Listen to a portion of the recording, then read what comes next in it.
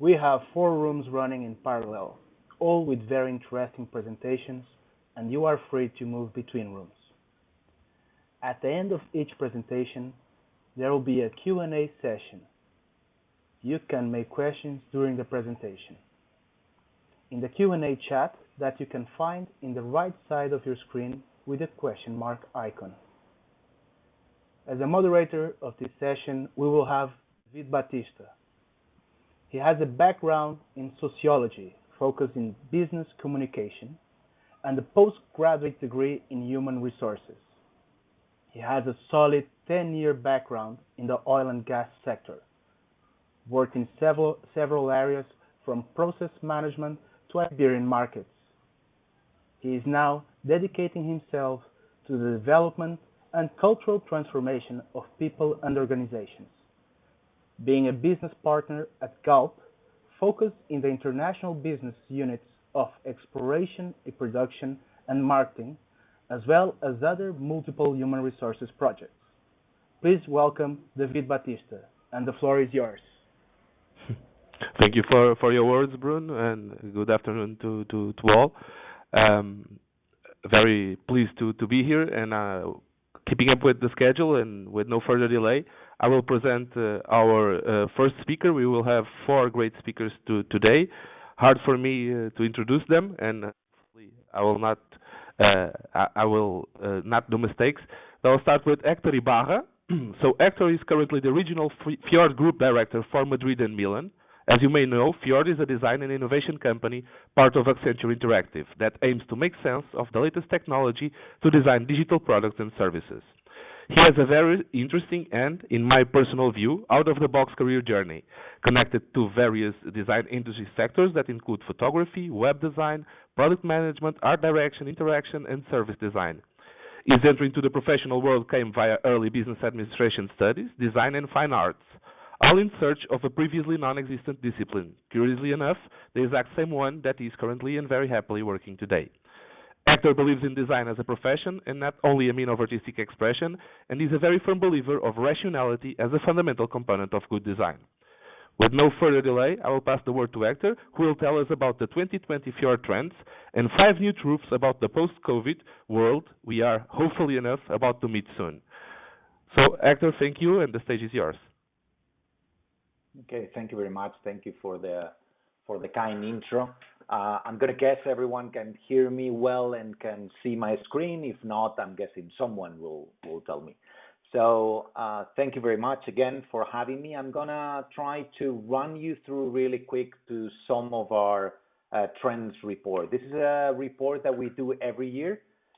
That it's something that we do from bottom down. So every studio globally participates in this report, and it's gathering evidence for this report. And this year, we think it's our more global report because we have a much bigger presence in Latin America and in Asia that we used to have normally in Europe and in the States. And I'm really happy that this year is the first one that our recent born studio in Lisbon it's participating into the report too.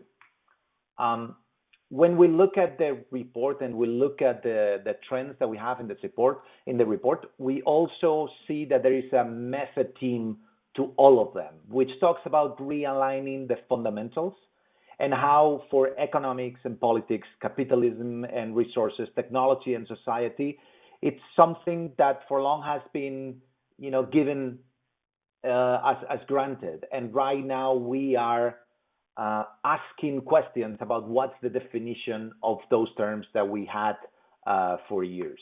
When we look at the trends, we have 7 trends this year that talk about many phases of growth, money changers, and walking barcodes. Those 3 are the ones that I'm going to try to cover today because I think are the most relevant to the audience and the context and the moment that we all are living.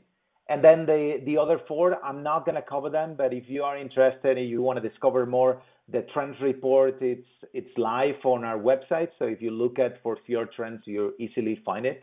And you can discover a little bit more about them. Liquid people, it's about the changes on the employees and consumers and how they are changing, how they are represented.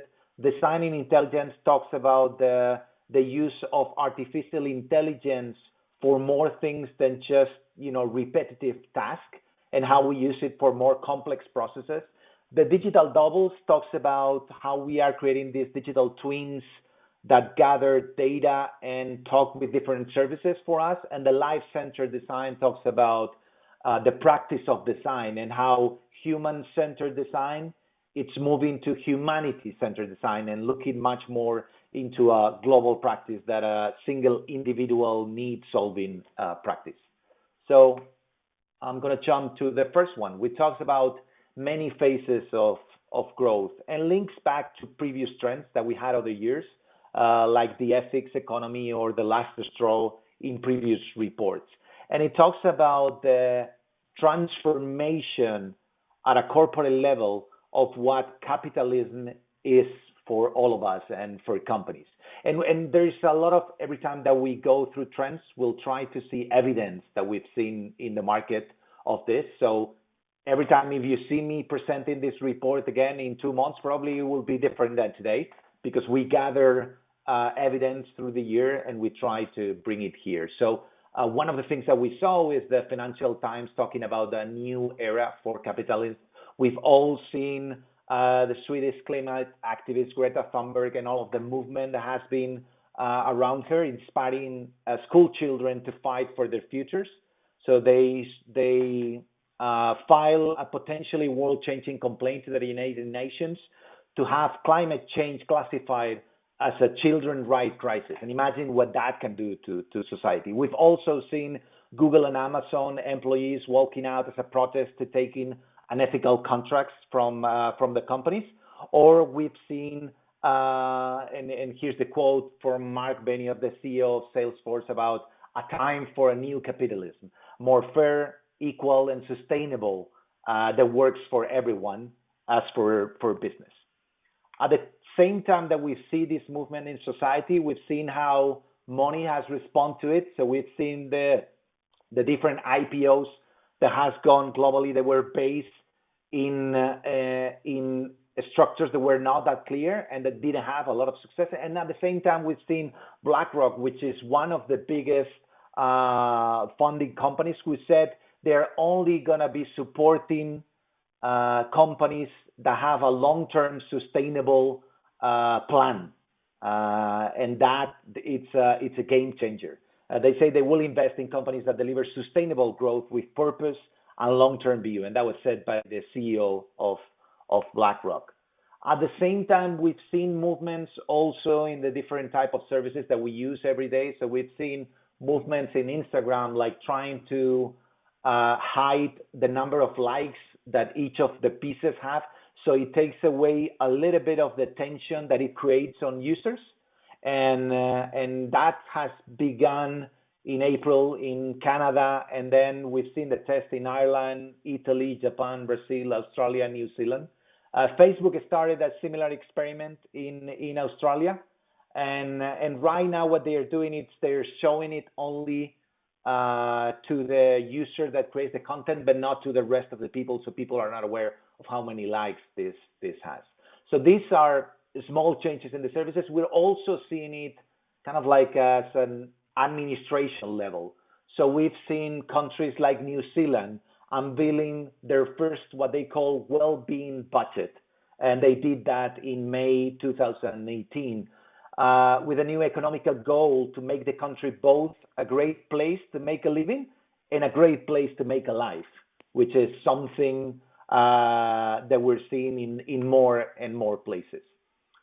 In every trend that we cover, I'll try to bring some of the evidence and like contextualize it to the actual moment, because of course, as you all are aware, after COVID, everything went through the air, and all of those things are changing. So what we're trying to do is how every trend is changing due to COVID. So what we see here is that organizations and individuals are being judged on the response to COVID, and that then brands and companies that have to stand for that ethical view, for their purpose, are shifting their efforts and focus fast so that people see that response. When we think about what's next, It's not about anymore about that profit bashing, and it's about unique types of value to respond to the request of business environment. So it is about realigning what value is for companies, for people, and for administration. So it is about redefining metrics. And of course, we're not talking about companies not making money, which, it will be stupid because it's one of the purposes of the companies. But there are many ways about making money. And it is evident now that users, administrations, and companies are demanding for a new type of growth and a new definition of growth. So each company, and we're helping each of our clients to redefine what is that growth for them. And it's if that is only, figures, it's only numbers, or there are other things that they can recognize as value creation, as growth for the companies. The second trend, it's what we call money changers, and it's the experience that we have with money and how that experience is changing. And we can think about that in a macro scale, about the different ecosystem and the different players, but we can think about it at the micro scale and about the type of services that are, around the fintech innovation. And this trend, it's about the mental model around money itself. There are a lot of evidence about this. We've seen in Spain, for example, the different joint ventures between Spanish retailers and Alibaba for doing payment and cashless payment. Of course, we've seen the credit card from Apple that was launched. We've seen services like Klarna, and this is something that is happening everywhere. And it's the redefinition of the payment moment and interaction. When we look at this, we like to look also where are the places that there are more innovation in these payment methods. And we're seeing that in different countries, there are different takeaways about what we can learn in here. For example, we can learn from places where money is being reinvented, from bottom up, from the customer perspective. So we have things like M-Pesa, which is on the left corner, bottom left corner, which is an abstract and transactional experience. And it's something that you can send money country-wise without having to people that don't have a bank account. And it's all based on a mobile phone. This was launched in 2007 by Vodafone and the local telco company. But today it's moved to 7 countries from Albania to Afghanistan, and it's having 37 million active users. At the same time, we have M-Akiba on the bottom right corner, which is what they call cheap money for development. So it's a way for the Kenya government to raise money on a fund basis that report money for the users investing on it. And the users investing on it are users that never invested on any other financial product because they didn't have a bank account. And it's, again, all based on their mobile accounts, and they can invest even under $24, which is pretty amazing. And they've raised over 9 million euros so far with this type of products. When we see it in other markets, we see a different evolution of this type of transaction.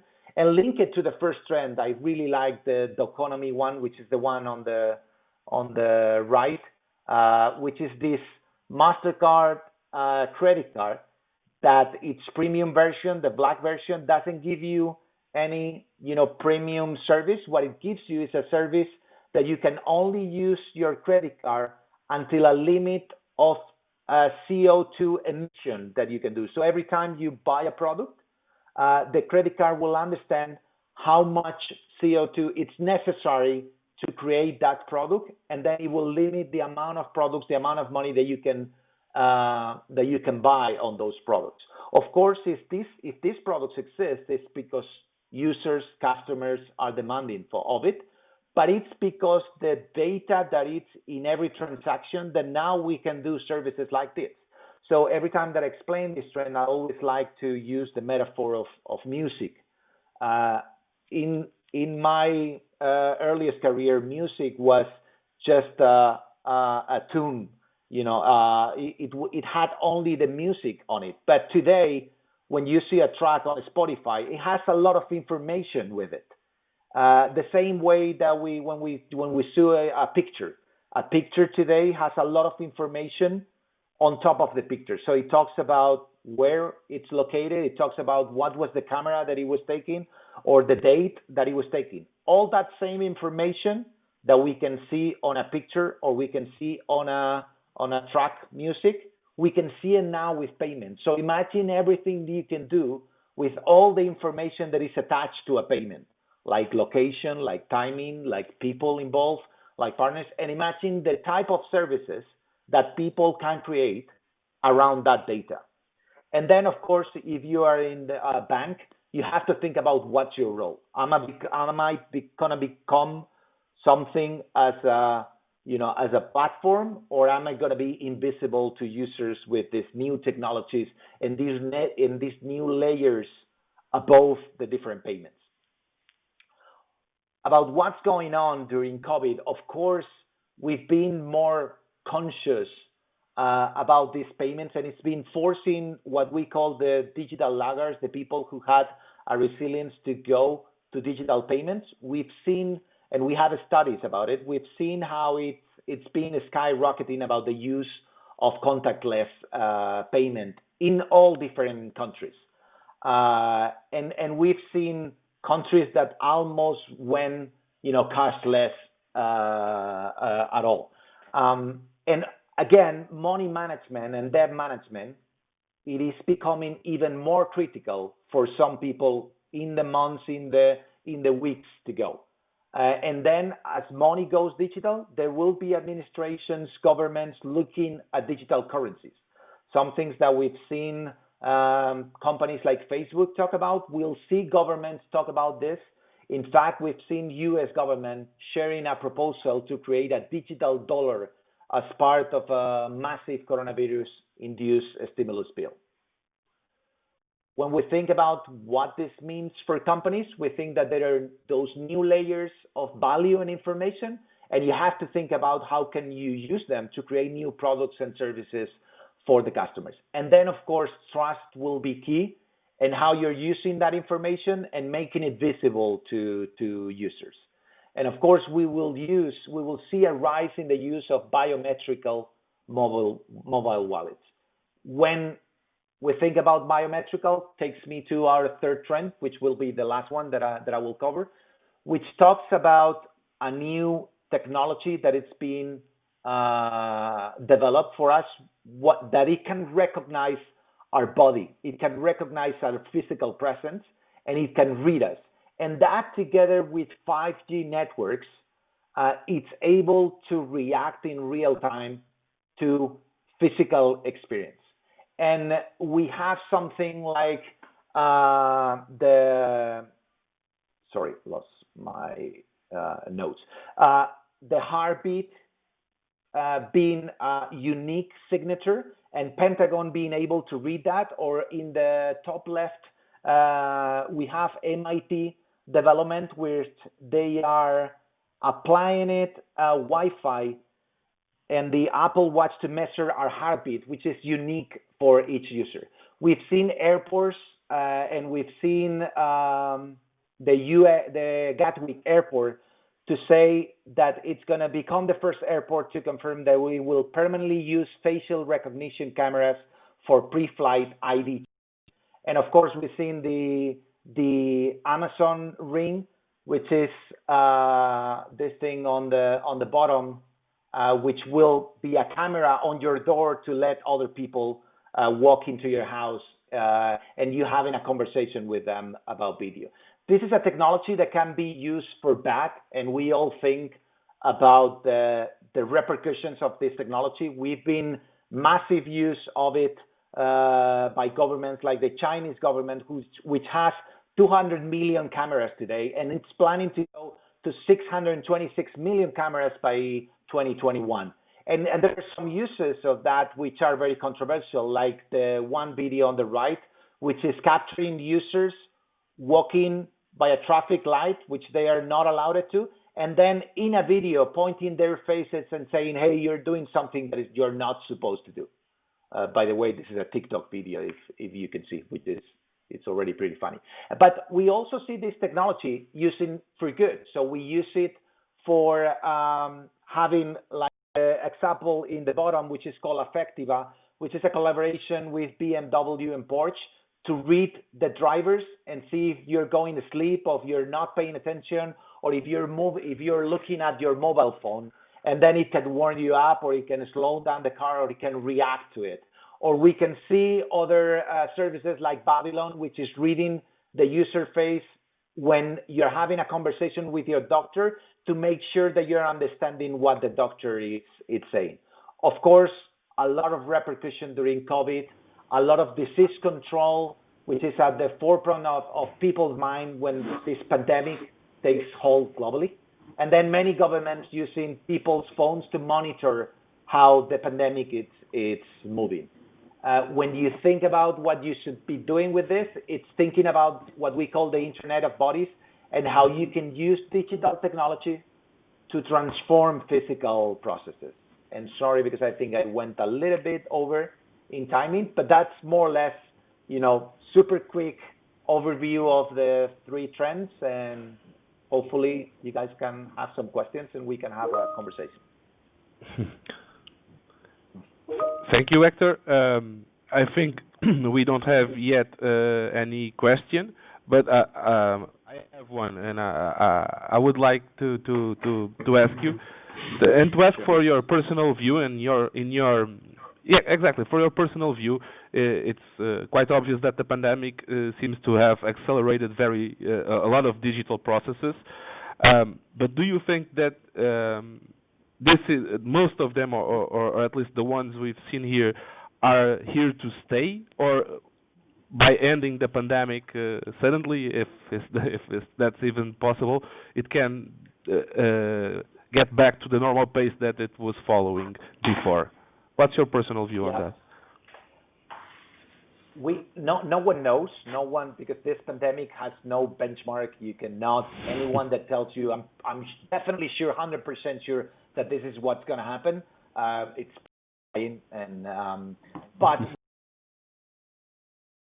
so we did a research during COVID, and we did 4 waves of our research. So we keep repeating it to understand if the perception of users is changing, and we did it in 18 different countries, 7,000 people. So it's a pretty deep research that we've done with users, and users are saying that know that they are gonna keep some of the changes, that they expect to keep some of the changes. Now, my feeling is, for everything to change as we've seen during COVID, a lot of things have to change, and I explained myself. Like, for example, I've received this question many times about remote working. Is that something that is going to come to stay, or is that something that is going to go away when we have, a solution for the pandemic, when we have a vaccine? What I know is that for us to go full remote, like we've been doing, at least in Spain for the past months, a lot of things have to change. Because, for example, in my case, my house is not ready. I cannot be working home with my 2 daughters and my wife working too. It is impossible. We don't have a house that is designed for that. And my communications are not designed for that. I don't have enough compute, and the list goes on. So a lot of things have to change in the ecosystem for this to be possible. And, for everyone to keep that same page. But we know that people are expecting to keep some of those things. And I always like to bring personal examples. So I'm from Valencia, a city in the coast of Spain. I moved to Madrid when I joined Fjord. That was 9 years ago. In those 9 years, I've never done a virtual conference with my fathers-in-law and with my daughters, because we don't need to. We go to Valencia every now and then. But in this pandemic, we started to doing it, and we did it every day with them. I don't think my fathers-in-law or my fathers are going to allow me to go back to the previous one where we just go and call and that's it. So there will be things that users will demand to stay. There will be others that will go back to what we used to know as the normal. Great. Great. That's very interesting. We could be chatting here about it for several minutes. A question arises, another one, and the question is, after COVID, do you think that some companies will change their way of working, closing down offices and working only from home, renting spaces occasionally when needed for events, meetings, workshops? So it's in the following of what you were discussing, the dematerialization of the office, right? I think definitely, and I am part of two projects which are trying to solve that question for two of my clients, which are, what is the purpose of the office looking forward? Because if we're going to be working remotely more, and there are some companies who already took the decision, and those trends, we can see them already in companies like Facebook and Google, which are, kind of like the trendsetters in the digital industry. And if you can see them, tell them, users, we're going to be working fully remotely, no problem. We'll see more companies doing that in the coming months, and that'll be a trend, I think. I don't have data to say it, but I think it will be. And I am in two projects with two clients which are asking the question, then if we do that, what is the definition of the office and what it should be? If we're not going every day there to work during 8 hours, what is it going to be? Why are we going to have an office, and how we're going to use it? Because I think we will use it, and I think it will exist. Sorry, there is some... Yeah, there is some... noise. Yeah, but I think it will exist, and it will have to be redefined, what the office means for each of us and for each company, definitely. Yeah, that's great, Hector. Just adding a personal note, I think that the companies will have to face the challenge of having a place where you needed to be to work from having a place where you want to be to work, and that's a big challenge. Thank you. I think we only have a couple of minutes. I think we don't have more questions. Don't know if you want any final statement. First of all, and for my side and for the organization side, great to have you. Great contribute. Thank you a lot. My pleasure. And just to say it again, if you're interested in any of the other trends, just search for Fjord Trends, and there is explanation and more evidence on the website about the different trends if you're interested in any of them. And of course, ping me if you are interested. I'll be happy to chat, to discuss any of what we talk. So thank you again.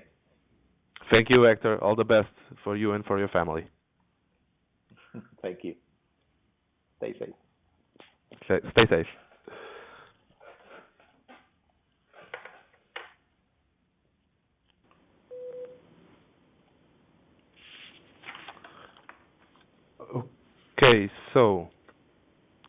Okay, I think Luis is already connected with us. Good afternoon, Luis. Yes, David. Good afternoon, David. How are you? I'm fine, thanks. Hope you too. You are trying your best, and you look tired and overworked. I'm working home office, of course, in this stage, and yes, and it's been challenging with two small kids at home. Yeah. That's great. Luis, keeping up with the schedule, I will read a little bit of your bio, or at least of our interpretation of your bio. It's a smaller one because you have such a huge career path, and I'll try to make. I will try to not make mistakes with it, and please correct me if I'm wrong at any point. No problem at all. So for the audience, good afternoon again, and good afternoon for the ones that are joining us. So we will have Luis Remisio. Luis has a huge professional experience of almost 40 years, and a particularly diverse one in the oil and gas industry. In fact, he has worked in 8 companies across 7 countries with 7 different languages, working in areas as different as production, drilling operations, maintenance, people development, safety, and management. His academic background covers areas as mining engineering, petroleum engineering, and management, and he's currently a senior board advisor for Partex Oil and Gas. Well, Luis will talk us about leadership, always leadership. As we know, companies, countries, organizations, and families thrive, struggle, or die due to leadership. So the question is, what is good leadership? What makes a good leader? The quest is old, and the answer seems to evolve with the human race. In this sense, Luis will explore 3 leadership traits that are fundamental to manage and lead in the modern world and can help to shape an ambition culture of respect, common sense, and value creation. Thank you again, Luis, and the stage is yours. Thank you so much. Let me open the presentation. Good afternoon to everybody. Communication is okay? Yeah. Yes? Yes, it is. Okay, so I proceed? Okay. Before all, my best wishes of health to you and the beloved families on this COVID-19 crisis. Thank you so much for your presence, and it is my privilege and honor to share with you some leadership thoughts, concepts, and my model. I would like also to thank to Galp, the Galp leadership,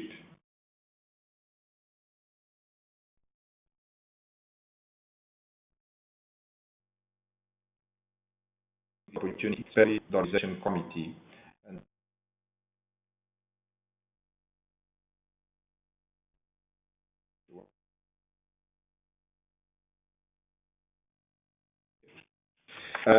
just to adopt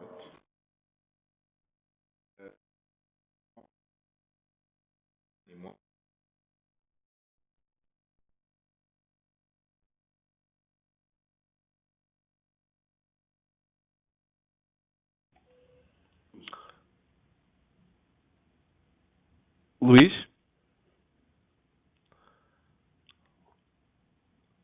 Luis, I don't know if...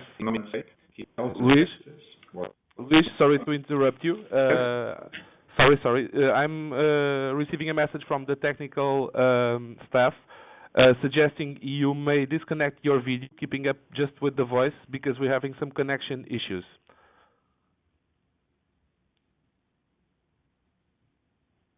Oh, so you want me to disconnect the voice, right?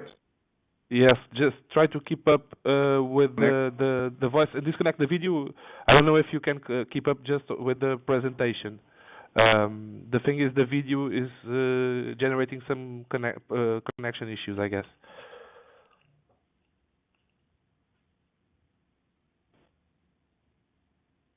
Is on or off now? The video is on. Is on. Now is off.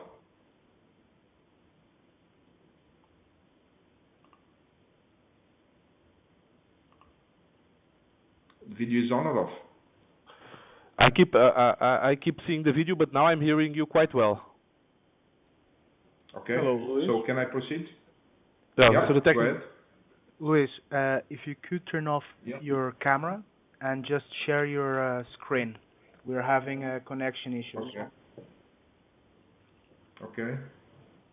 Did I stop the video? It stopped or not? You stop sharing the screen. We would like you just to turn off your camera and share your screen, please. Yes, it is. Yeah, you will have 2 buttons, one for turning off the camera and the other one for sharing screen. I think it's the camera that is generating the connection issues. Luis, I will share your screen. Yeah. Okay.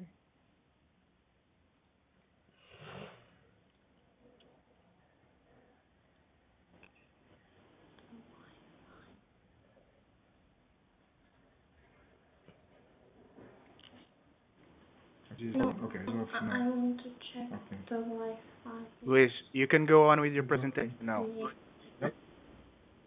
It's connected. The Wi-Fi is... Okay. So can I proceed? Yeah. Now it's quite good. Okay, very good. Excellent. Sorry. No, as I great. was saying today, basically BCP Millennium said that what will be reinforced during this black swan virus is the economic landscape, will be the healthcare and expenses, and leadership change. Leadership change is populism is growing. and the fourth, technology transformation. Basically, there is one first concept on leadership that I want to explore with you, that is our brain as a leader. Our best leader is our brain, and our leadership brain is the product of our DNA, our environment, and good or bad leadership brains that we have been exposed during our life. We'll speak later more about the brain and the impact on leadership when we speak about intelligence, skills, and experience. I repeat, intelligence, skills, and experience. That is basically the trinity of leadership. On the presentation itself, leadership, always leadership. Why the title? Because everything, and I mean everything, in our modern society boils down to leadership. Was not like that before, because human evolution via collaboration, but only after the hunter-gathering societies, is based on leadership. The primitive societies of hunter-gathering have not been designed to have leaders, but from ethnographic evidence is clear that there was no leadership on that societies. Some individuals did have more influence than others, based on their personality, temperament, intelligence, skills, and experience. So the best 3 and the best 5. I repeat, personality, temperament, intelligence, skills, and experience. So basically, we lived without leadership for most of human evolutionary history. Remember that our species, the Homo sapiens, also called the third chimpanzee, emerged about 200,000 years ago. Anthropologist Bruce Knauft states on his analysis of the old societies, of the band societies. Before 12,000 years ago, humans were basically egalitarian, so they had no leaders. So leadership really emerged. It's no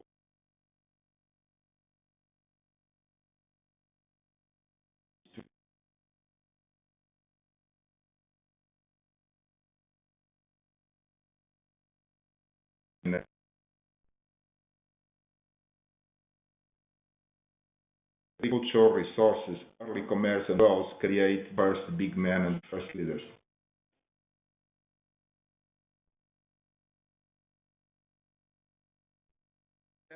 The scene first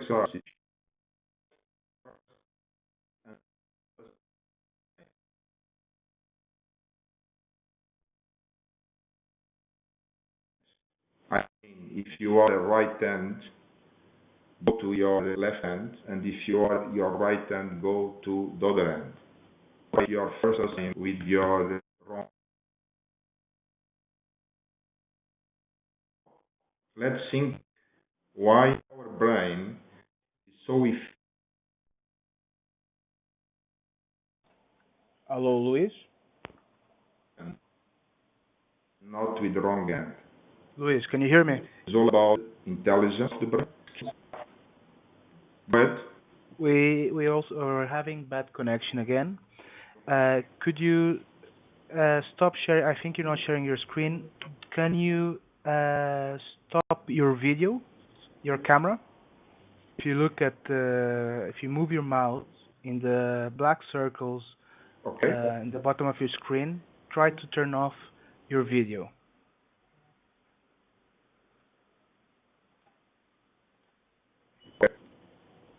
Okay, done. Okay. Should I share the... No. Tell me when you want to switch slides. I'll present from here, okay? Okay, you present from there. Okay, very good. Okay. So if the presentation is... Okay, it's by you, right? Okay. So I don't need to share it? No. Okay, can you share the first slide then, just to check?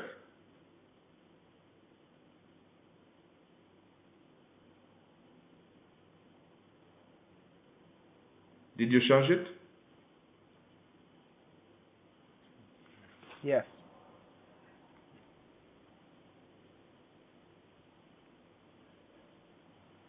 You can go on the second slide. I can go on second slide. Okay.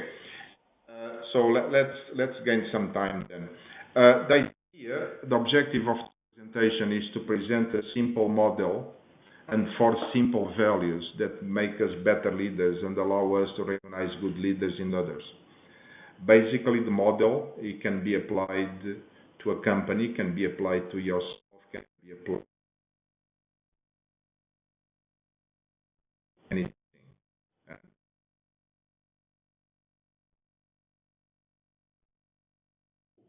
To analyze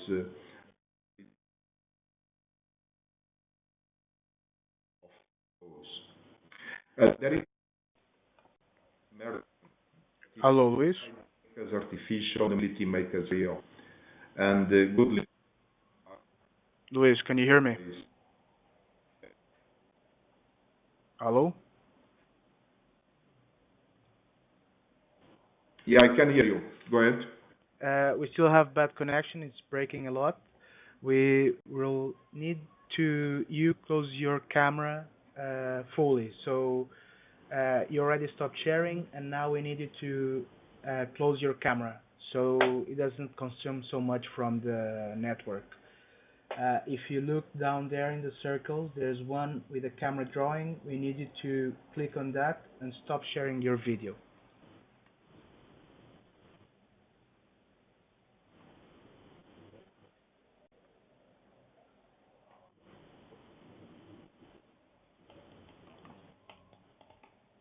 Okay. Done.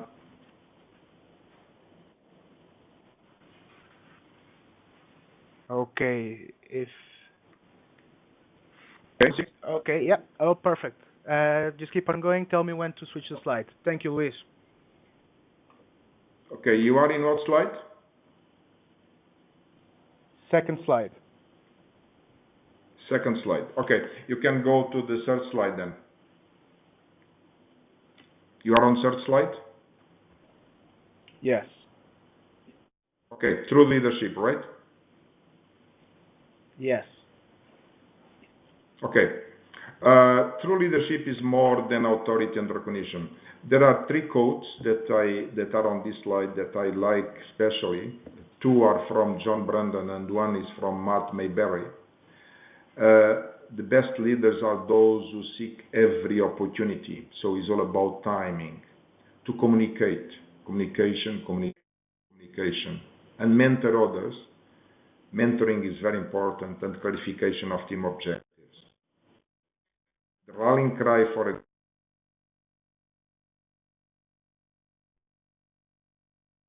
John Brandon. And great leaders are the ones that have the passion to develop and maximize the potential of Mayberry. Next slide, please.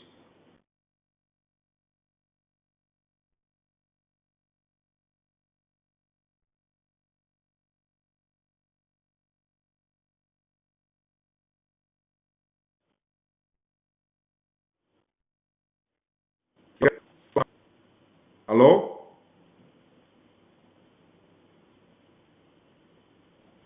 Hello, Luis. You have to tell me the slide because I don't know the slide that you are putting on. I cannot see the slide from my side. It's on the slide with the kite. Okay, very good, excellent.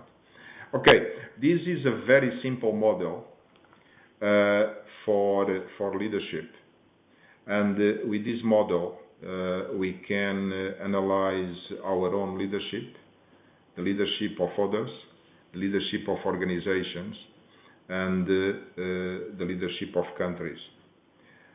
On top, as part of the top of the kite, we have intelligence, skills, and experience. And the story that I always refer is that it's said that if you are in a plane and the plane has an emergency, the probability that you will survive is directly related to the intelligence, skills, and experience of the pilot. An organization is absolutely the same.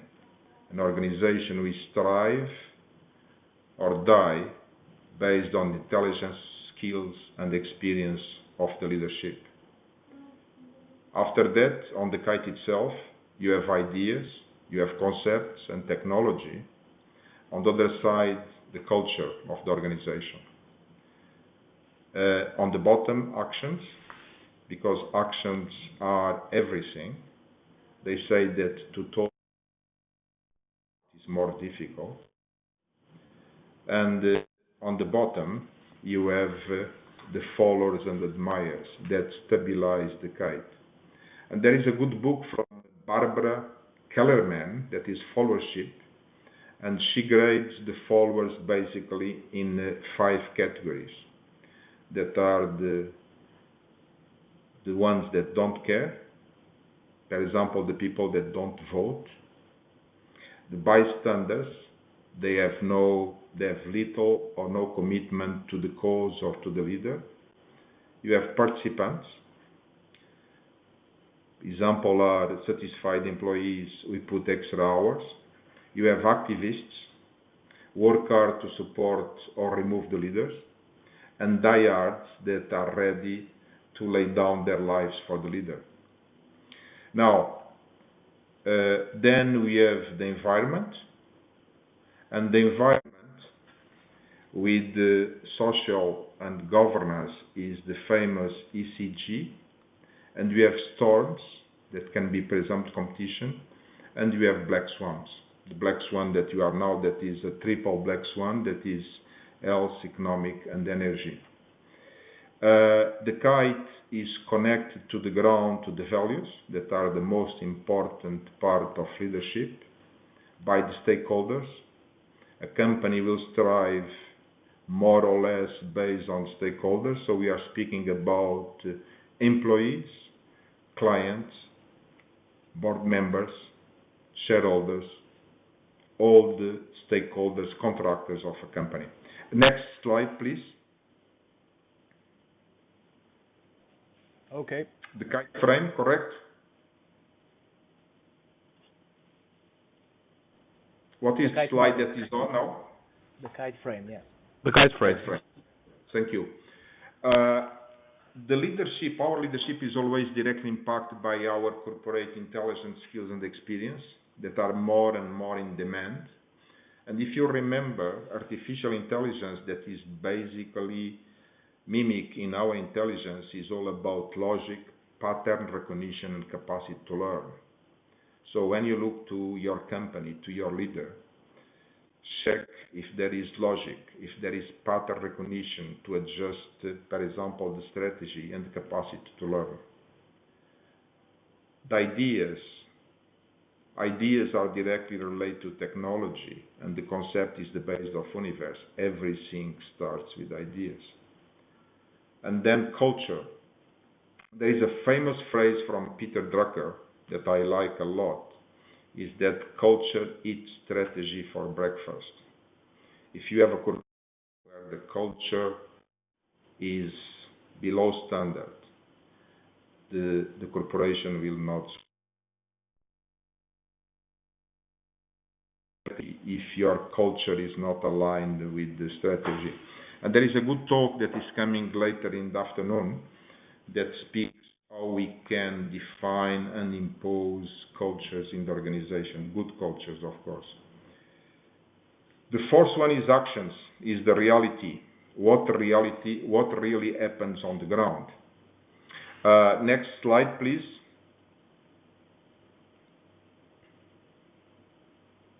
What is the slide that is on? The frame support? Exactly. Kite model, the frame support. Okay, thank you so much. Our leadership will be supported, or our corporate leadership. Good leaders are good governors. Good.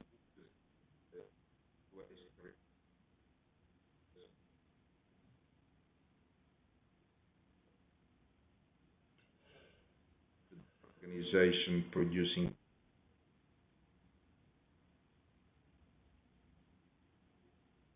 the strategies, safety drive, risk minimization, especially in our industry.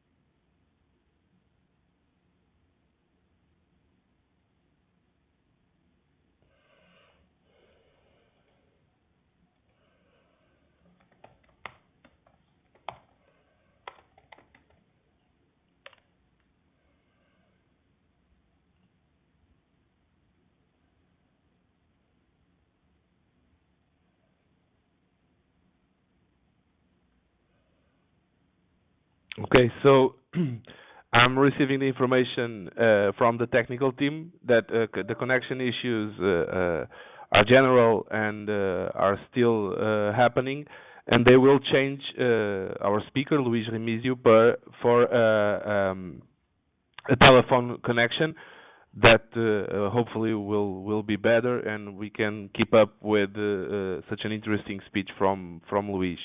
I ask the audience to wait for a couple of 2 to 3 minutes in most. This is the information I have, for we can reconnect Luis by phone and on this time.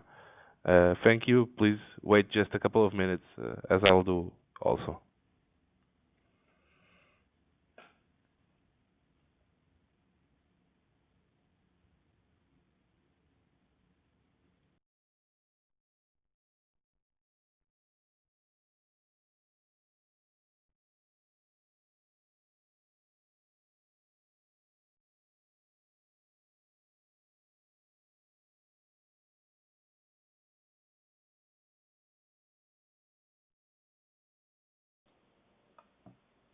Thank you, David. Yes, Luis will be joining us shortly.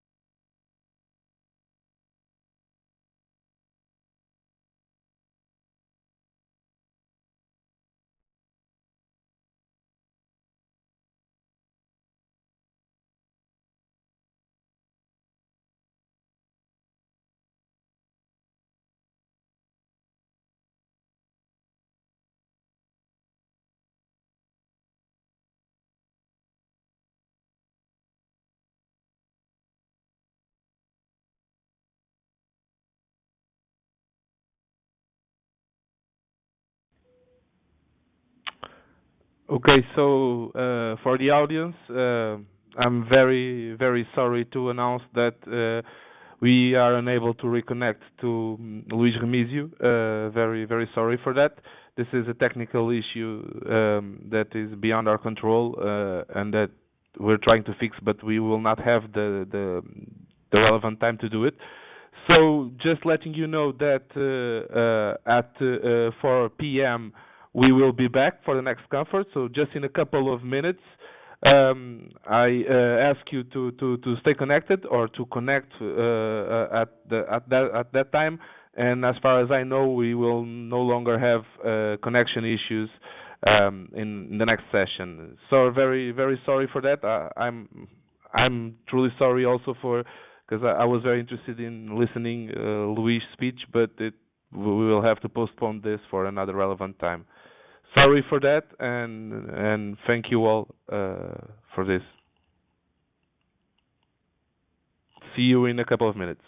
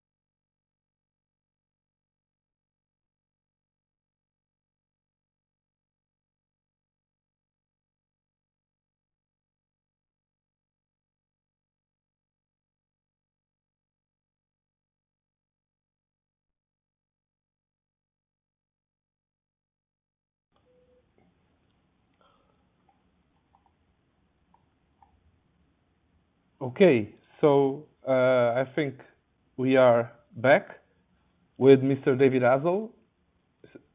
David, are you hearing me? I've got you loud and clear, yes. Ah, great, great. So we had previous net connections. I think we don't have it. So we may proceed with your speech. The connection is very good. I will briefly, it's hard to present you briefly, I'll be honest, but I'll try to briefly introduce you and Sure. your topic, and if I'm wrong at some point, please correct me. But I'll try No to do problem. my best. So Okay. I was Do you want me trying to this. Sorry, David, I interrupt you. Do you want to push my slides now? Just wait until I finish the presentation, and then you push your slides and start. Okay? Okay. Okay, that's great. So, thank you. So, as I was saying, trying to introduce Mr. David Hazell is very, very hard. So, he has an extensive experience in the British, US, and NATO military, and also in the private sector. Very good examples of his achievements are having commanded the fastest jet squadron in the Royal Air Force and being an instrumental part of the uplifting of 30,000 US troops from Afghanistan in 2009. Combat missions over Bosnia, spent time on the ground in Afghanistan as Air Force advisor to NATO, among others. So, after a brilliant military career and after a deserved retirement, he worked as a program director in financial services and later joined Check 6, a worldwide consultancy company focused on accelerating human performance, process improvement, and leadership development. He is currently the vice president for Check 6. So David will focus his speech in ways of applying best practices from the commercial and military aviation to the offshore oil industry, focusing in crew resource management. Crew resource management focusing human factor that can reduce operational errors, preventing accidents, and providing crews with additional skills to deal with problems if they are faced with an emergency. More than that, when crew resource management and other high reliability human performance trainings are formally introduced into operations, can improve crew safety, efficiency, and productivity for both normal and not only emergency operations. So this is quite a lot. Thank you, Mr. David Hazell, and the stage is yours. Thank you very much for that very detailed introduction. Let me just share my screen. Just want to confirm that everyone is seeing that. I'm seeing it perfectly. Perfectly. Okay. Well, thank you for the introduction. Thank you for the opportunity to present. I did present at the Galp Open Day a couple of years ago, but that was in Lisbon face to face. That's so much better than sitting in my back bedroom in Liverpool. So good morning, good afternoon, good evening to wherever the attendees are from today. On the 12th of January back in 2009, two pilots met for the first time. Over the next few days, they conducted 6 flights or tasks together. As they took off from New York's LaGuardia Airport on the 15th of January, they encountered the most catastrophic event faced by an airline pilot. They flew through a flock of Canadian geese, which led to a total loss of engine power. Unable to reach any airport, the pilots glided the aircraft to a ditching in the Hudson River, just off Midtown Manhattan. All 150 people aboard were rescued by nearby boats, and there were few serious injuries. This water landing of a powerless jetliner came to be known as the Miracle on the Hudson, and the safety board official described it as the most successful ditching in aviation. But this wasn't a miracle. The successful landing was a result of deliberate actions by the crew. As the focus within most industries, and especially in the oil and gas industry, continues to be on how technology can make the industry more efficient and improve performance, we need to remember the industry's most valuable source, the people. So how can we get more or do more with less people? One solution is crew resource management. Crew resource management, I'll use the phrase CRM. CRM is team focused. It involves the leaders, the teams, and building teamwork to pursue common objective, i.e. get the work done. As you already heard, when CRM is employed correctly, it can act as a barrier to error, to manage human error. It helps identify and manage those conditions and those human factors that contribute to the human factor by understanding them and giving a deep understanding of it. And CRM can improve the performance and, more importantly, the safety of your teams. CRM enables you to build a high-performing team quickly and safely, utilizing the skills of the whole team. Going back to the case study, astute situational leadership, clear communication, effective decision-making, task management, and teamwork demonstrated by the airline crew saved the lives of all 155 passengers. And this now serves as a hallmark example of how the non-technical skills, which are at the core of crew resource management, can overcome factors that might otherwise translate into human error.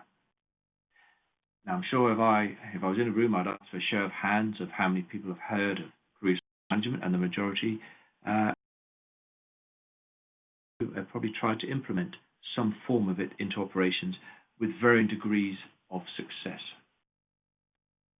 People adopt habits, new habits, and change their behaviors for a number of reasons. One of the main ones being, so what's in it for me? Why should I change? A different approach is required to just telling people that they have to change and expect it to happen. So what I want to do over the next sort of 15 minutes or so is just explain why, give you the why crew resource management is essential to the success of the oil industry and how it can be a real game changer for people, for companies, how it can give you that competitive edge that in this day and age we all seek. So firstly, let me just peel it back to the where crew resource management came from. Up until the 1970s, airline were generally attributed to technical failure. However, the advent of the black box recorder, which many of you will know, provided subsequent new information that highlighted the impact of human error. Now, NASA were at the forefront of this. Remember, they operate in space. They operate at the edge of high environments, poor, tough environments, and so they began a research program, and they looked and they identified communications, decision making, and leadership as human errors that attributed to the majority of air crashes. And this was a fundamental change to the way of thinking back in the 70s.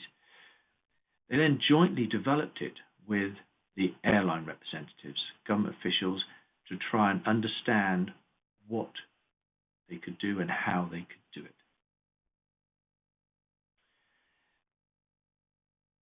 The US commercial airline industry is now one of the few 7 Sigma industries in terms of safety. It prevents major incidents despite significant daily global operations. There's hundreds of thousands of flights around the world every day. So it's one of the few 7 Sigma ones. But it hasn't just rested on its laurels back in the 80s. It has evolved. It has evolved. And it's built on a deeper understanding of human error, of the human factors, and really an emergence, and particularly in America, of the human performance principles. Whilst initially, in the previous slide, I showed the performance, leadership, interpersonal behaviour, they've added the team building aspect to it. They've added the communication, the briefing, the understanding, the situational awareness, what is going on around you at the time. And importantly, if you think about flying an aircraft, the same as being on a drill ship or on a rig, there's a huge amount of stress going on. So how do you manage the stress of what's going on? Again, it's been evolved even further so that it's taken even into the culture and expanded to the flight attendants, the dispatchers, and the maintenance. So if you liken this to an oil rig, it's not just focused on the drill crew, it's focused on the whole crew, the whole team, because it's all about that teamwork and all striving for one goal, and that's to take the hydrocarbons out of the ground.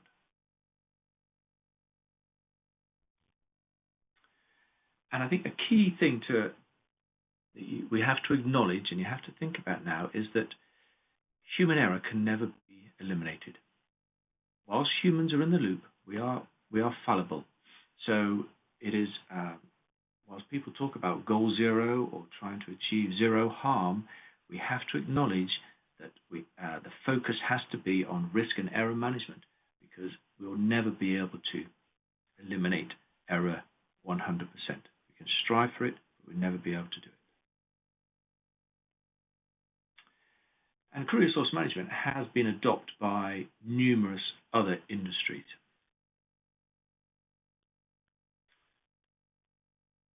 If we talk about high reliability organizations, where you have to get it right first time, every time.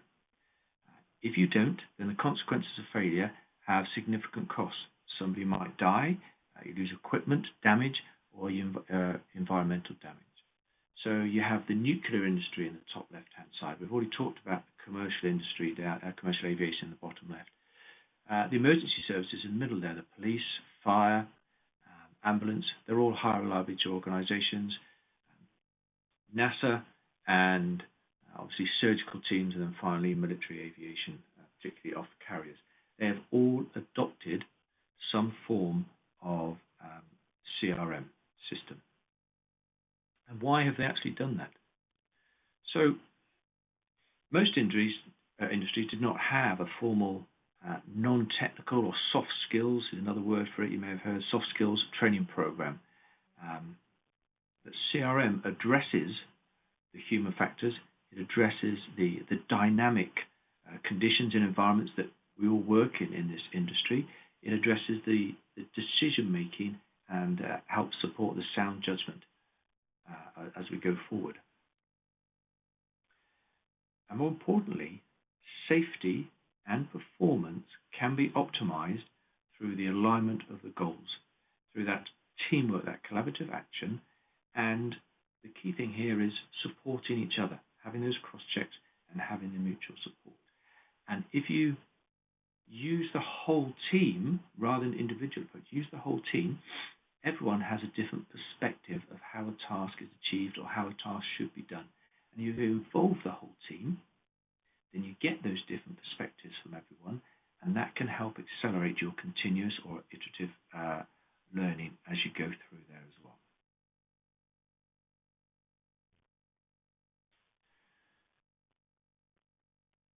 So CRM produces the agile proactive teams. Forgive me, went on too far. Produces the agile proactive teams with that capacity to manage the routine, complex and unexpected events. And it does it through the application of seven fundamental principles. Task analysis you'll all be familiar with, but it's not about just analysing the task before you do the task. It's about analysing it at the beginning, so you plan, but actually during the task as well. Are you sticking to plan? If you're off plan, how are you going to get back on there? Why are you off plan? And also then analysing the task at the end, having a debrief, talking about it. What went well? What can we improve? From a leadership teamwork perspective, there is one leader, but everyone on an oil rig or on a drill ship is a leader. And it's how you utilise the intellectual capability of your team, how you build that team to make them as efficient as possible.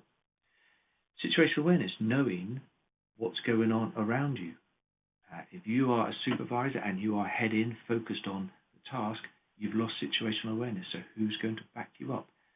Is it going to be a roughneck? Is it going to be somebody else? We are in a dynamic environment in this industry, so we have to be adaptable and flexible. You cannot plan for every eventuality. You can plan for most. So if you plan correctly, analyze it, you have the opportunity to move around as you are delivering that task and adapt as it goes through. It may be a trite statement, communicate, communicate, communicate. Absolutely, we all have to maintain that communication. If you're not talking to each other, then how do you know what's going on? Assertiveness. A number of times, and I'm preaching to the choir here, you'll hear everyone has stop work authority. Everyone has stop work authority. But it's having that assertiveness to actually put your hand up and stop and say, I've got an issue here. So crew resource management develops that assertiveness because it develops the just culture. It's not a blame and punish culture. It's a learning culture. It's a just culture. And finally, CRM supports decision making. How do the leaders, how do the people make the teams decisions? Do they have all the information they require? Can they be reactive, adaptable to making decisions very quickly? And it's all one of these principles that isn't standalone. You need to have all these 7 principles to have a high-performing team utilizing crew resource management.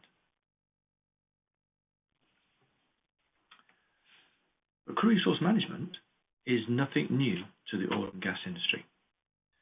Way back in 1997, Dr. Rona Flynn from Aberdeen wrote a paper entitled CRM in the oil and gas industry. And she argued that whilst there had been a step change in the performance since Piper Alpha, it had kind of plateaued. And she argued that the oil and gas industry would learn so much now by applying those best practices from commercial and military aviation to the offshore industry. Roll forward nearly 20 years, and IOGP, the International Association of Oil and Gas Producers, IOGP 501 was produced in 2014, and this further sort of emphasised the importance of the soft skills and non-technical skills, and it's saying there that we should employ some form of effective development application of CRM.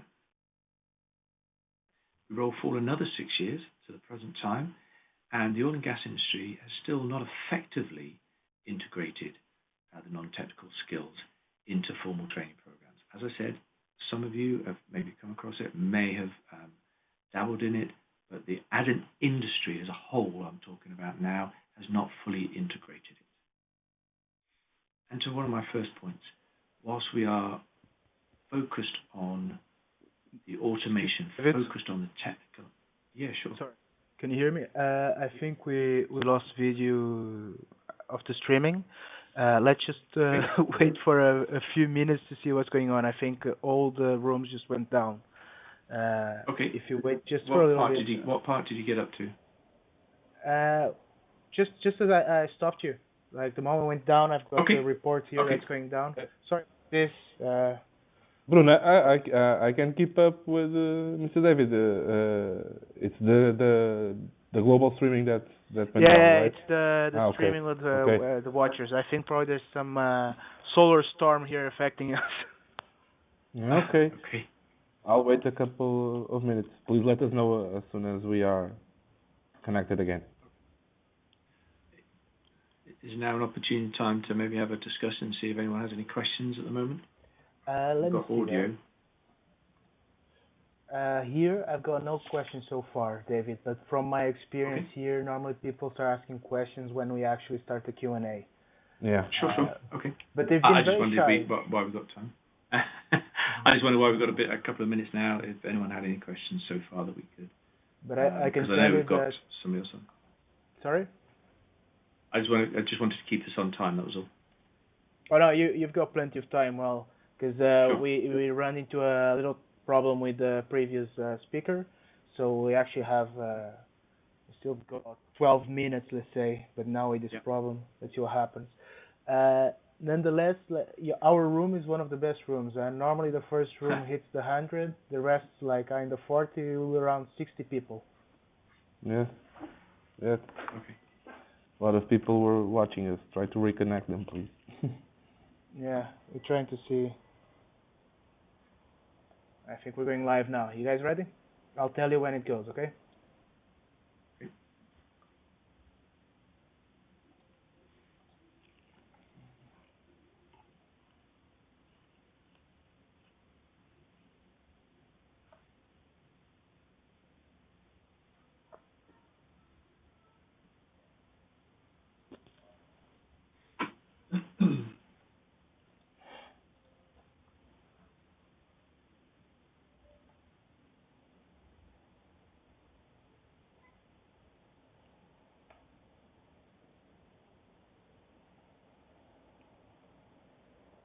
Just a second, let me get confirmation if we're live or not. Okay.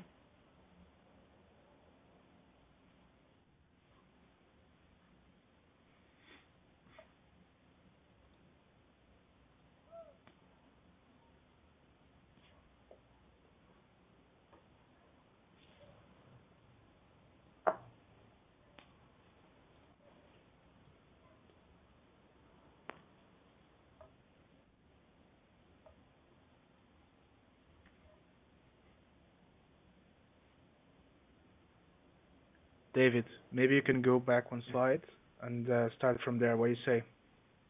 Sure. Are we connected now, Bruno, again? Not yet.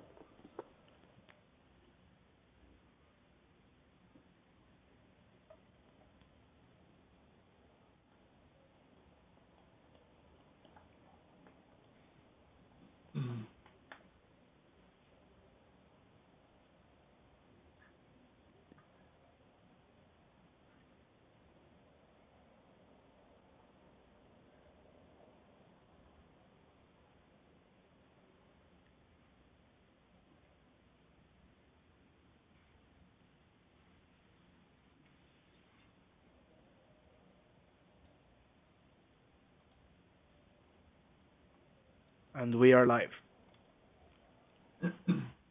Okay. Good to go again? So just for a note for the audience, we had an issue, a connection issue. It seems to be solved, so Mr. David will continue on his presentation. Sorry for this. Thank you.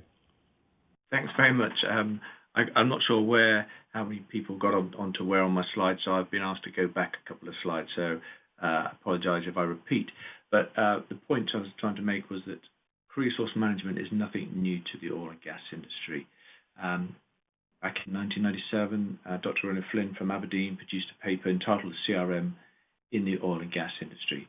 And while she argued that there had been a step change in safety since Piper Alpha, it had kind of plateaued, and she contended that the application of best practices from the commercial and military aviation and space should now be applied into the offshore oil industry.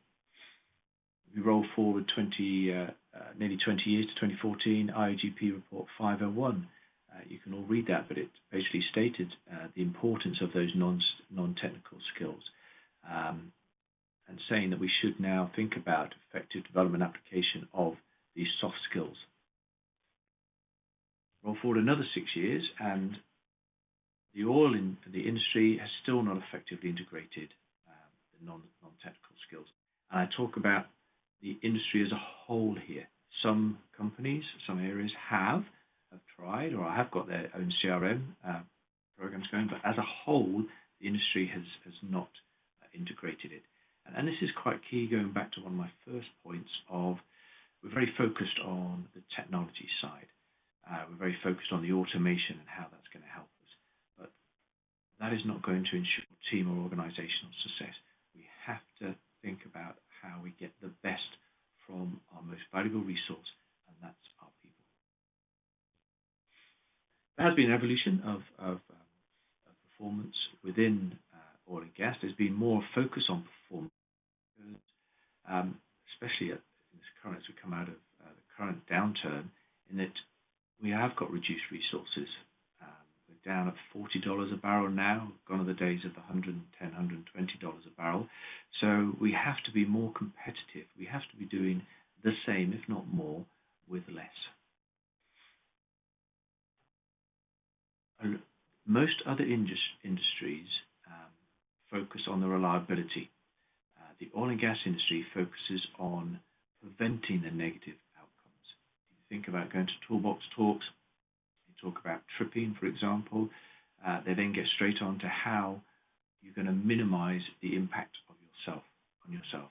Make sure there's no slips and trips, and don't make sure your fingers and toes. When I went flying in my jet, we first and foremost, we briefed how to do the task successfully. What did good look like? Then we did pay due respect to the hazards, absolutely.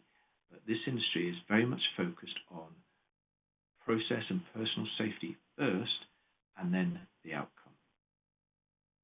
Even if you focus on achieving the reliability first and foremost, you will still be safe.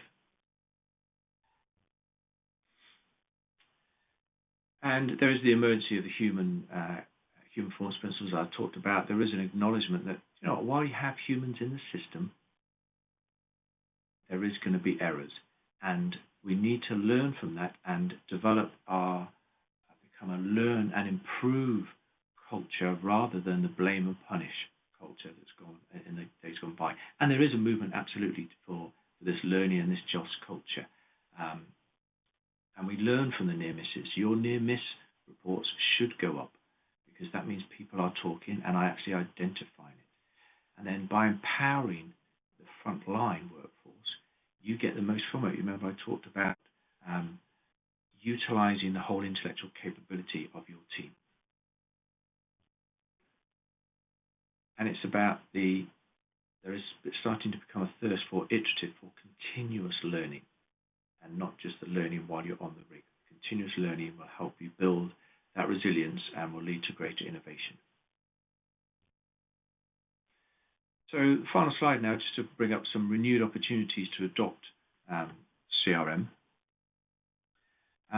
Crew resource management and other high reliability human performance training. It's not the only one. There are other ones out there, but it remains ideally suited to address the environment and the human factors faced by the oil and gas leaders and crews as we come out of the downturn.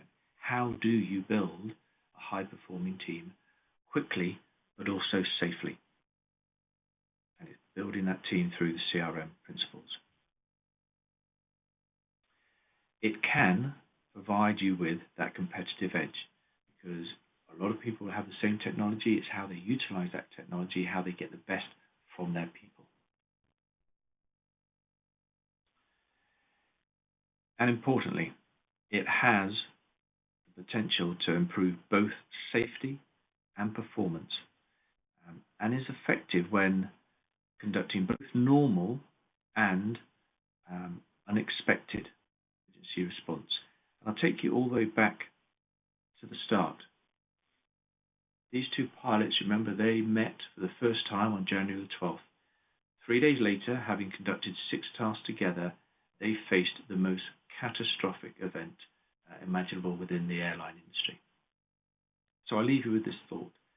If you had a drilling supervisor, a tool pusher and a driller, and they met for the first time, and then 3 days later, they faced the most catastrophic event in the oil industry, can you hand on heart say that everyone would get off safely?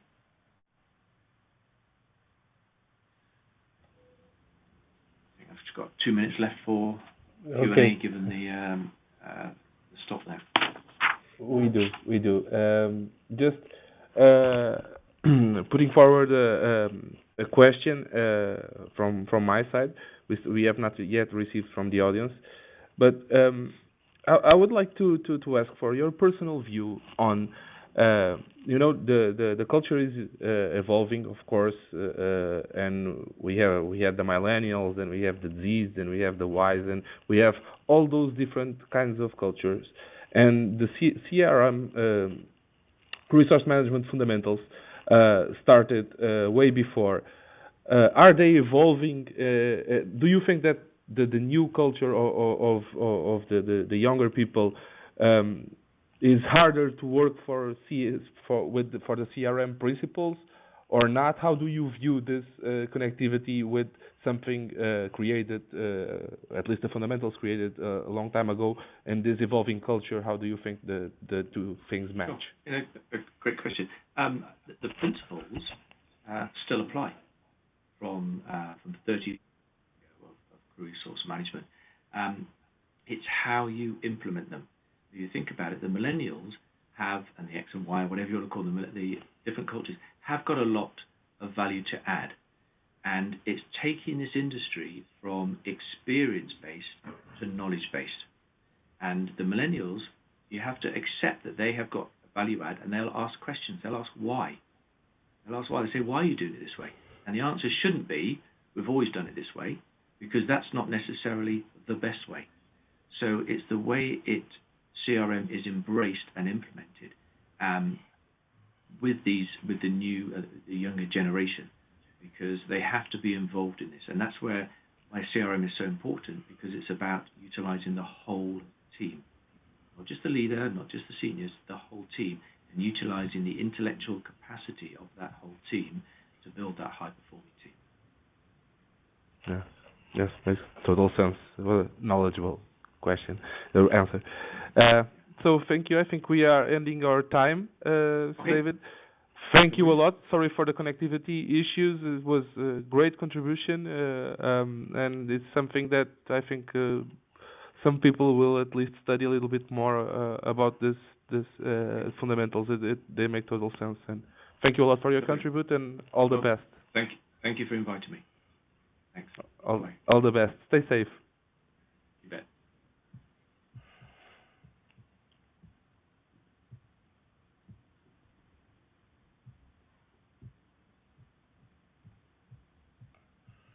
Okay, Mr. Dave Massey, sorry. Dave Massey. Good afternoon. We are with great connection. We have been having some connection issues. I think for now they're good, so be welcome. Very, very great to have you. I I will trying to keep up with the schedule. I will try to introduce your path. It's a very rich one. It's always challenging with the quality of the speakers we have. But I'll try to introduce you and introduce the topic you are about to talk, and of course not unveiling what you'll speak. Thanks a lot for your presence once again, and please start sharing your screen if you have a presentation after my introduction. Oh, after. Okay? Yes. That's great. So, trying to introduce Mr. Dave Massey. So, Mr. Dave Massey founded Reach in 2000 to become one of the leading providers of performance improvement in operational efficiency, safety, leadership, and cultural development for the upstream oil and gas industry. Cultural development will be a key word for this speech.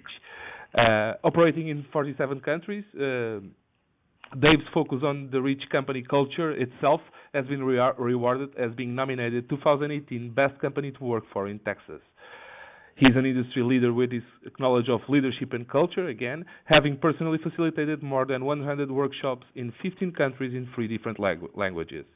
His academic path in business administration concluded with honors in the University of Oklahoma, currently a member of the International Association of Drilling Contractors and also of the National Ocean Industries Association. Quite a lot of connection with the industry, as obvious. Mr. Dave will share the relevance of designing a company culture versus the one generated by its own, and I think he will tell us a very practical example and a story about this. Hope I was fair with your presentation, and the stage is yours. Okay, David, thank you very much, and thanks to the Open Days Committee for this opportunity to present creating a culture by design. I'll just bring up my presentation. Hopefully you can see that. So when we talk about creating a culture by design, that's in comparison to what almost always happens, which is allowing a culture to develop by default. So the idea behind culture by design is that 25% of the time you're going to have top quartile performance, but 25% of the time you're going to have fourth quartile performance. Or another way to look at it is 50% of the time, third or fourth quartile. So why roll the dice when you can sit down and create and design the ideal culture from the beginning, thus stacking the deck in your favor for top quartile performance, both in safety and efficiency. And you do this by creating the ideal culture by design. So I'd like to tell you a true story about the black rhino. Now, Diamond Offshore, which is one of the major drilling contractors, built 5 different black drilling units. 4 were drill ships. One is, certainly at the time, may still be the world's largest semi-submersible, the Great White. And that was in the period 2014 to 2016. Once they rolled out these 5 different black ships and the semi, they noticed that they had the expected performance and efficiencies and safety in 4 of them, but there was one rig in particular, the Black Rhino, that stood out with exceptional performance, and that caught management's attention. They wanted to understand why. Well, in particular, the Black Rhino and an identical drill ship were built in the same shipyard and came out approximately 10 months apart. They were both working for the same operator, literally drilling 2 miles apart into the same geologic structures using a very similar well design. They were supported by the same type of operations teams, HSE, logistics, technical service. They had the same leadership development program, safety management system, competency assurance programs, etc. Yet the results were stunningly different. In particular, the Black Lion, which was the identical sister ship, had what you normally see with a brand new 6th generation floater, which is non-productive time of 16%. They had a TRIR of 1.5 and 4 recordables in the first year. Now, the Black Rhino, which this story is about, had non-productive time of under 5%. When you think about that, a brand new 6th generation floater coming out for its first year, that's quite exceptional. But more importantly, 0 recordables. In fact, the Black Rhino went over 3 years without a recordable. If you think about typical performance for your first year rig coming out of the yard, you'll see, if you're fortunate, 3rd quartile performance, perhaps 4th quartile performance. But the Black Rhino was 1st quartile its very first year out, virtually unheard of. Now, the operator noticed the economic impact for them in the first year alone was in excess of a $20 million savings. And of course, they're very proud of that record of 0 recordables, as anyone would be and should be. So why the difference? Well, first we need to look and understand culture. Every culture is different. And it's not just in upstream oil and gas. It's not just in rigs. It's in any industry. Anytime you put a new team, start a new project, or in this, some cases reactivate a new rig that we're seeing a lot in the industry today, you're bringing a new team of people together. And some of them may have known each other. Many of them may even have worked together. But you're bringing in, most likely, a different operator team. You're bringing in the service companies. Those are all going to be new faces. And certainly there's going to be new faces within the crew and even the leadership. Sometimes it's entirely new. And that mixture is always unique in their experiences, their perceptions, their attitudes, and that goes into creating your culture. And that's also where you have an opportunity, and we all have a real challenge, because bringing those people together, what if they get it wrong? What if there's conflict that goes unmanaged? And we just allow the culture to evolve. How many times do you hear somebody, well, let's just see how they get on. Let's let them get out there for 6 months and get settled. Why would you do that? Why would you do that at all? Why would you not sit down before day one and say, what does our planning look like? What does our learning look like? How should we communicate? And map out the foundation, the framework for what we would consider an ideal culture, so that day one we're operating the same way. I know what you're going to do, you know what I'm going to do. Well, over time, the culture is always going to develop. It's usually by default, because people simply don't take the time to sit down and design the culture. We always want to get on the clock. We always want to start the revenue stream. We always want to spud as soon as we can. But why does that get in our way? We need to give thought, genuine thought, to what an ideal culture could look like and get everybody on the same page. And let's remember that whatever is ideal for one team, that's not necessarily the ideal culture for another. You can't take what worked on the Black Rhino and apply it to your rig. Why? Because they're different people with different attitudes and different perceptions, different experiences. And that has to be taken into account. The culture also has to fit the values of not only, in this case, the drilling contractor, but all the different organizations involved. And you've got to get down to a common thread, a common goal, a common purpose for that team. Now, Anthony Tijan of the Harvard Business Review tells us, only when you have common language, common values, common standards, can you have a cohesive culture. Otherwise, many of us, if you've ever worked offshore in particular, you notice that when there's a change out, particularly of the leadership, sometimes the culture, the personality of the rig, the feeling on the rig totally flips. And that does not help us get to a common goal, which is safe, efficient operations. We've got to have that same language, value, standards, and agreement up front. So the team themselves, those specific people, and in particular the supervisors and leaders, of whatever that team is, they need to decide what their ideal culture is. It cannot be forced upon them.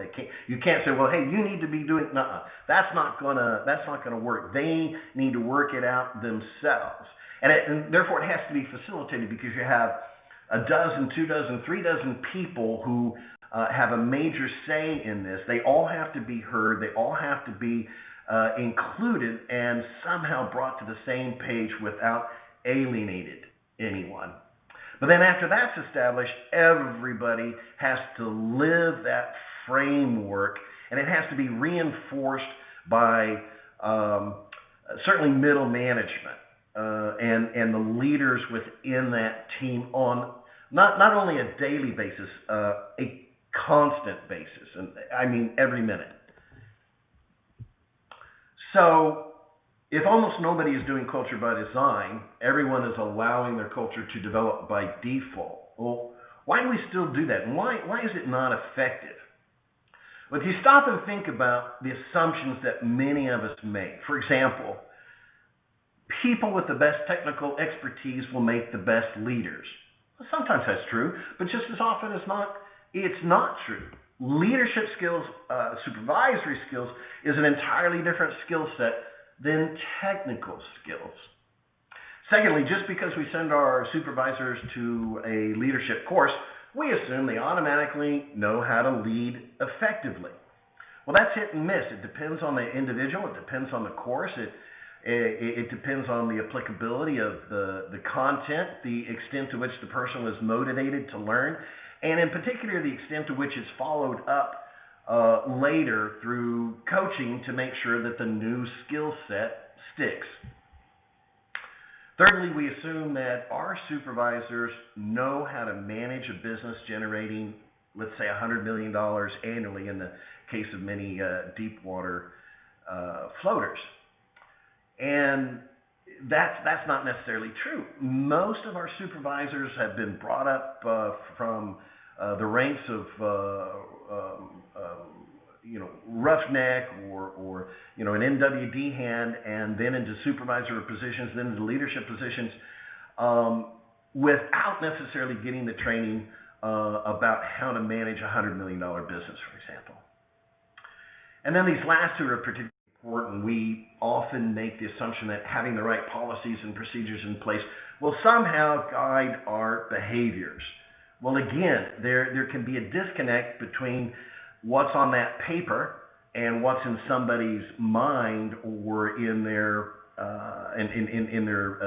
behaviors. How do you transfer an effective use of those policies to people so that they're actually using it effectively? It does not happen automatically, and if those who've been out on operational sites, you can see it most every day. And the last one is, and that somehow we make this assumption that an efficient safety and operational performance culture will somehow naturally occur over time. Well, sometimes that's true. Sometimes that's definitely true. How much time? Well, how long is a piece of string? But the other thing is sometimes that never happens. And we've all seen situations that have poor performance, have repeated incidents, and these things can be addressed, but we allow the team to get on and develop their culture by default instead of by design. So what's the significance? If you Google the word culture, you'll get 4, maybe even 5 million hits. Why is that? And the reason is because if you can create the right culture, the ideal culture, you get people involved, you get people incredibly motivated to go out and give their best. Why? Because it creates ownership, which in turn automatically develops into accountability. And when I have my own ownership for the operations I'm involved in, I'm looking at the safety aspects. I'm looking at the continuous improvement. I'm being proactive in communicating and managing my business versus a person who is, let's say, disengaged. So if you get the ideal culture, you get improved morale, employee retention, collaboration, innovation, all the things that push your performance into top quartile. Studies show that a happy, engaged worker is 12% more productive than the average worker, while an unhappy worker is 10% less productive than the average. So that's a 22% swing. If you think about that, compare that to your organization's EBITDA. It's likely larger. That is an incredible difference for all organizations involved in just the economic base alone, not to mention what it means for incidents.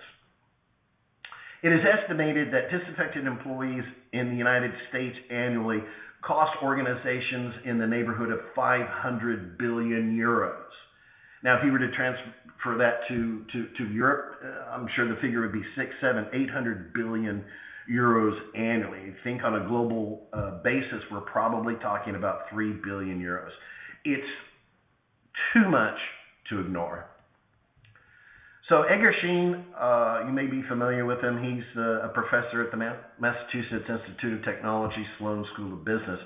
And from one of his books, there's 4 excerpts I'd like to share with you. And the first one, and you really have to think about this, but he says, the only thing of real importance that leaders do is to create and manage their culture. What does that say? So if you go above the supervisor, you go above the manager, you get to the leader, or if you're the leader of the team, you're accountable for the performance of that organization. And the biggest factor is the culture. And if you are not managing that culture is going to manage you. Edgar tells us you may not even be aware to the extent of which this is happening. So that's something I'd like you to reflect upon and look at your own team, and to what extent are you managing the culture versus the culture manage you. If you look at any of your teams and if you believe or see that the leaders are not managing the culture, then stop and look, and you will see that that culture is making them respond. They are firefighting all the time. They're having to deal with issues that come out of not having an appropriate or effective culture. Another thing Edgar tells us is leaders define and shape culture through their words and their actions. It's one of the most difficult tasks for supervisors. Well, why is that so difficult? It's because they never have any training on it. They never have any coaching on it. It's considered a soft skill, and we're much more interested in the competency and the technical skills typically. But yet culture is, as we just discussed, worthy of 22% swing in your performance. So attention needs to be given to that, and it's not just training the content. It has to be followed up with coaching. It has to be followed up by each individual supervisor about how they're getting on with using their words and using their actions to reflect what should be in the ideal culture. And the best thing to use for that as a tool is the values. Are we using values to make our decisions? Are we basing our decisions on values? If we don't consider our values when we are making decisions, then we're disconnected to what the organization is allegedly about. And then lastly, leadership and culture are inextricably linked. It's who you are. It cannot be copied. So your competitor, they can copy your price list. They can copy your marketing plan. They can copy your policies and procedures, but they can't copy your culture because your culture is you. It is the sum of your people's attitudes, motivations, beliefs, values, and much more experiences, all that. It's unique to your team. It's unique to your organization. So there's probably got to be 100 ways or more to get it wrong. There's really only one way to get it right. So let's go back to the story of the Black Rhino. How did they get that culture by design? 4 of the leaders sat down in the shipyard and they said, guys, we got a great opportunity here to do something special, to do something unique, and decide what it is that we should become as a team. how is it we will plan? How is it we will communicate? How will we recognize and reward people for outstanding performance? How will we motivate them? And what are the things that we won't stand for? And by the way, our back-to-backs have to do the same thing. We have to enroll them in it. We have to get to agreement. So they had actually come across 4 of these 6 steps and yet still got this fantastic outcome. Well, let's look at the 6-step process. First of all, you have to set the foundations. This is the common language, common values, the common goal that is going to drive the team in particular. This is where we need everybody involved. These are the things that we will not tolerate or stand for. And that's a framework. So if somebody starts operating later outside of our agreed upon framework, we can say, hey, excuse me, I saw you over there doing such and such, and we agreed we would do it like this and not like that. Can I get you back within our agreed upon framework? And that makes it really easy to have that conversation. Always also makes it really easy for that person to get right back into the agreed upon ideal culture that we made at the beginning. Secondly, build the team. We often hire for technical skills or competency levels, and those are important. You don't throw those out. But I'm going to suggest to you very strongly that you also need to consider cultural fit. Thirdly, walk the talk.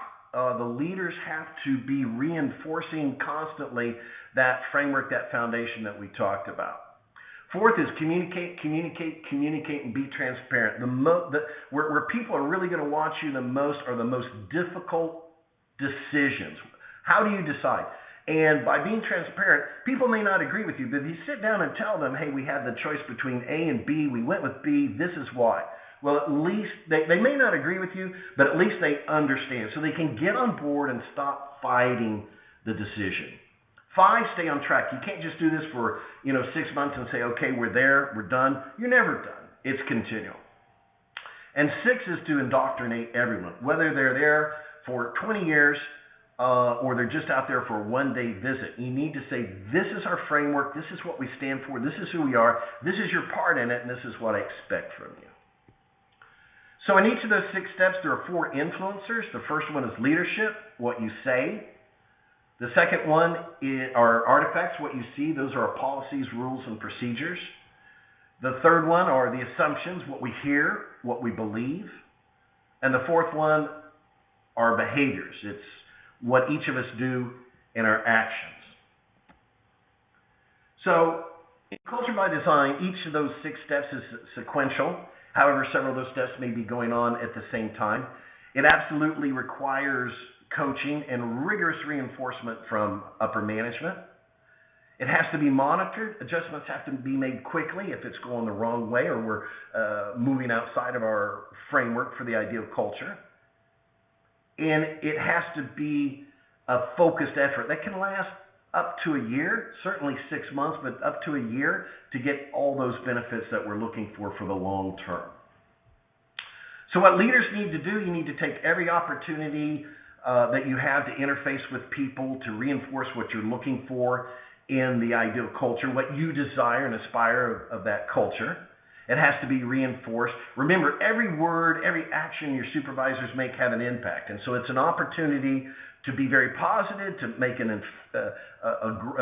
great impact on how people see the team and behave, or it can be very destructive and undermine your ideal culture very quickly. Be transparent about your decisions. Walk the talk yourself, because if you don't, nobody will. Ask questions. Ask everybody all kinds of questions, because if you don't, you're not going to know what's going on. And they'll tell you. And live the framework yourself.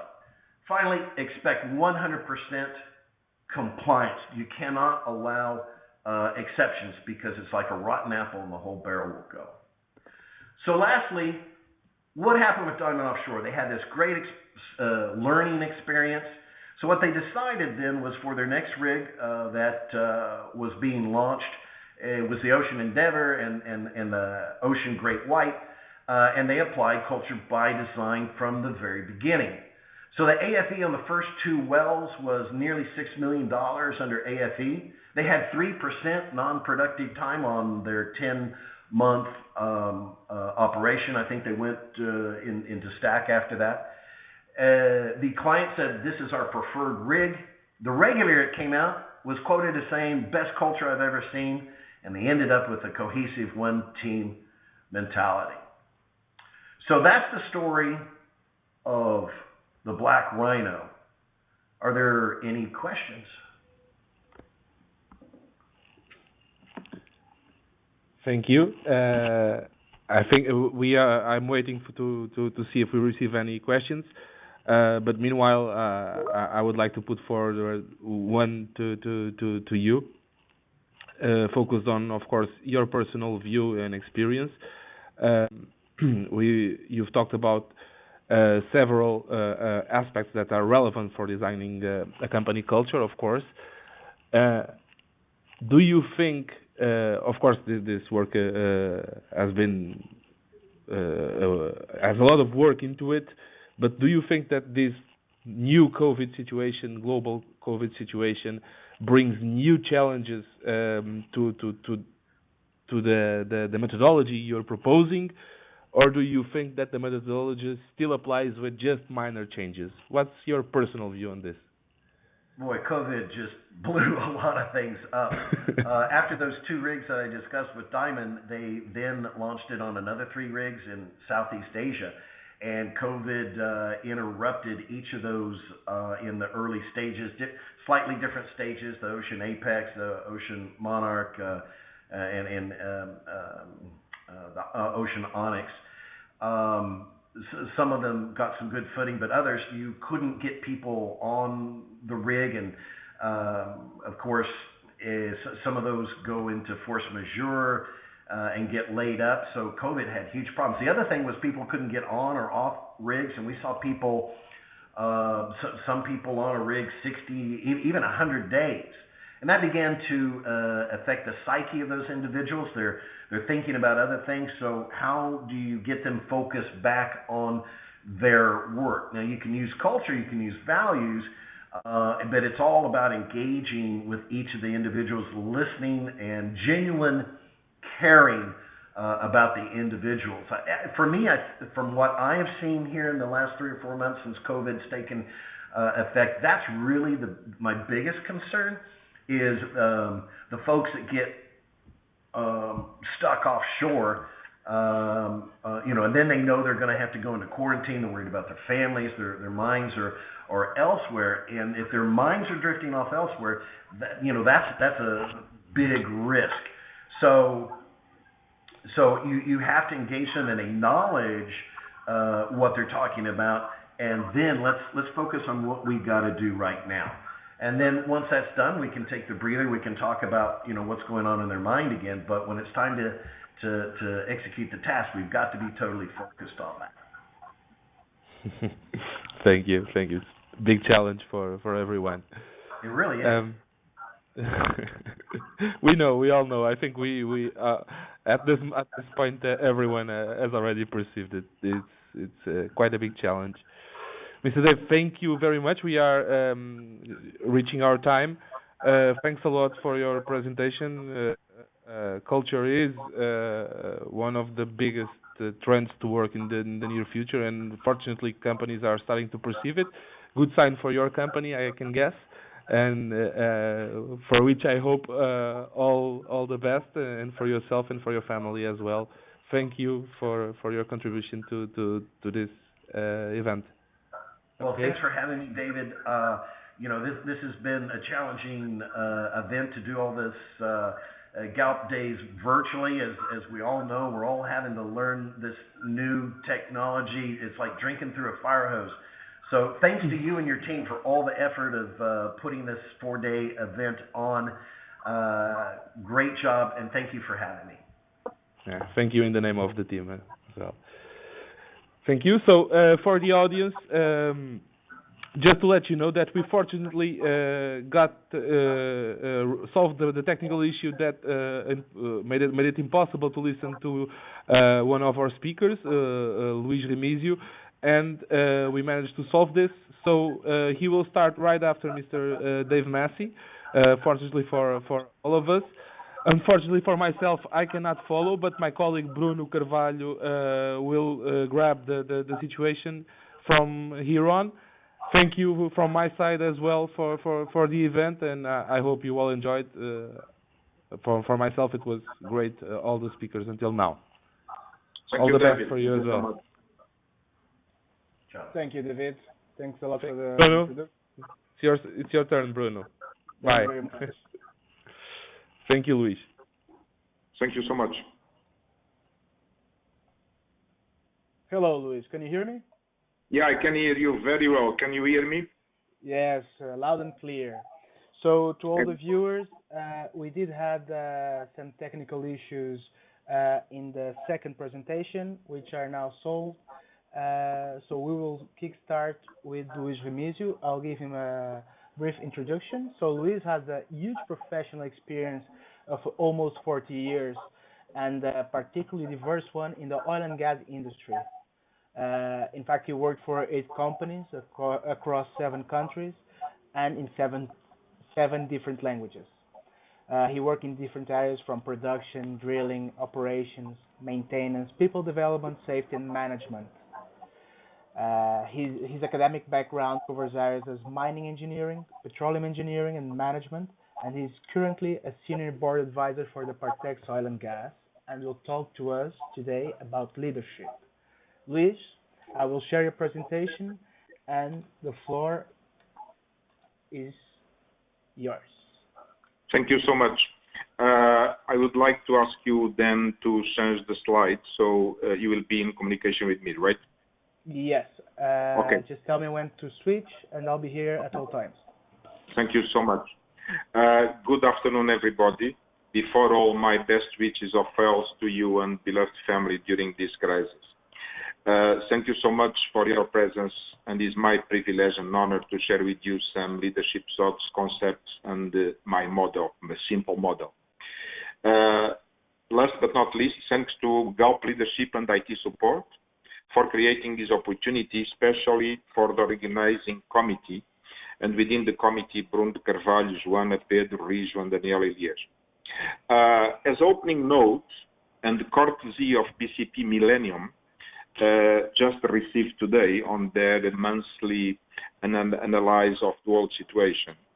And it was interesting that they said the 4 absolute truths reinforced by this black swan virus are: first of all, economic landscape will change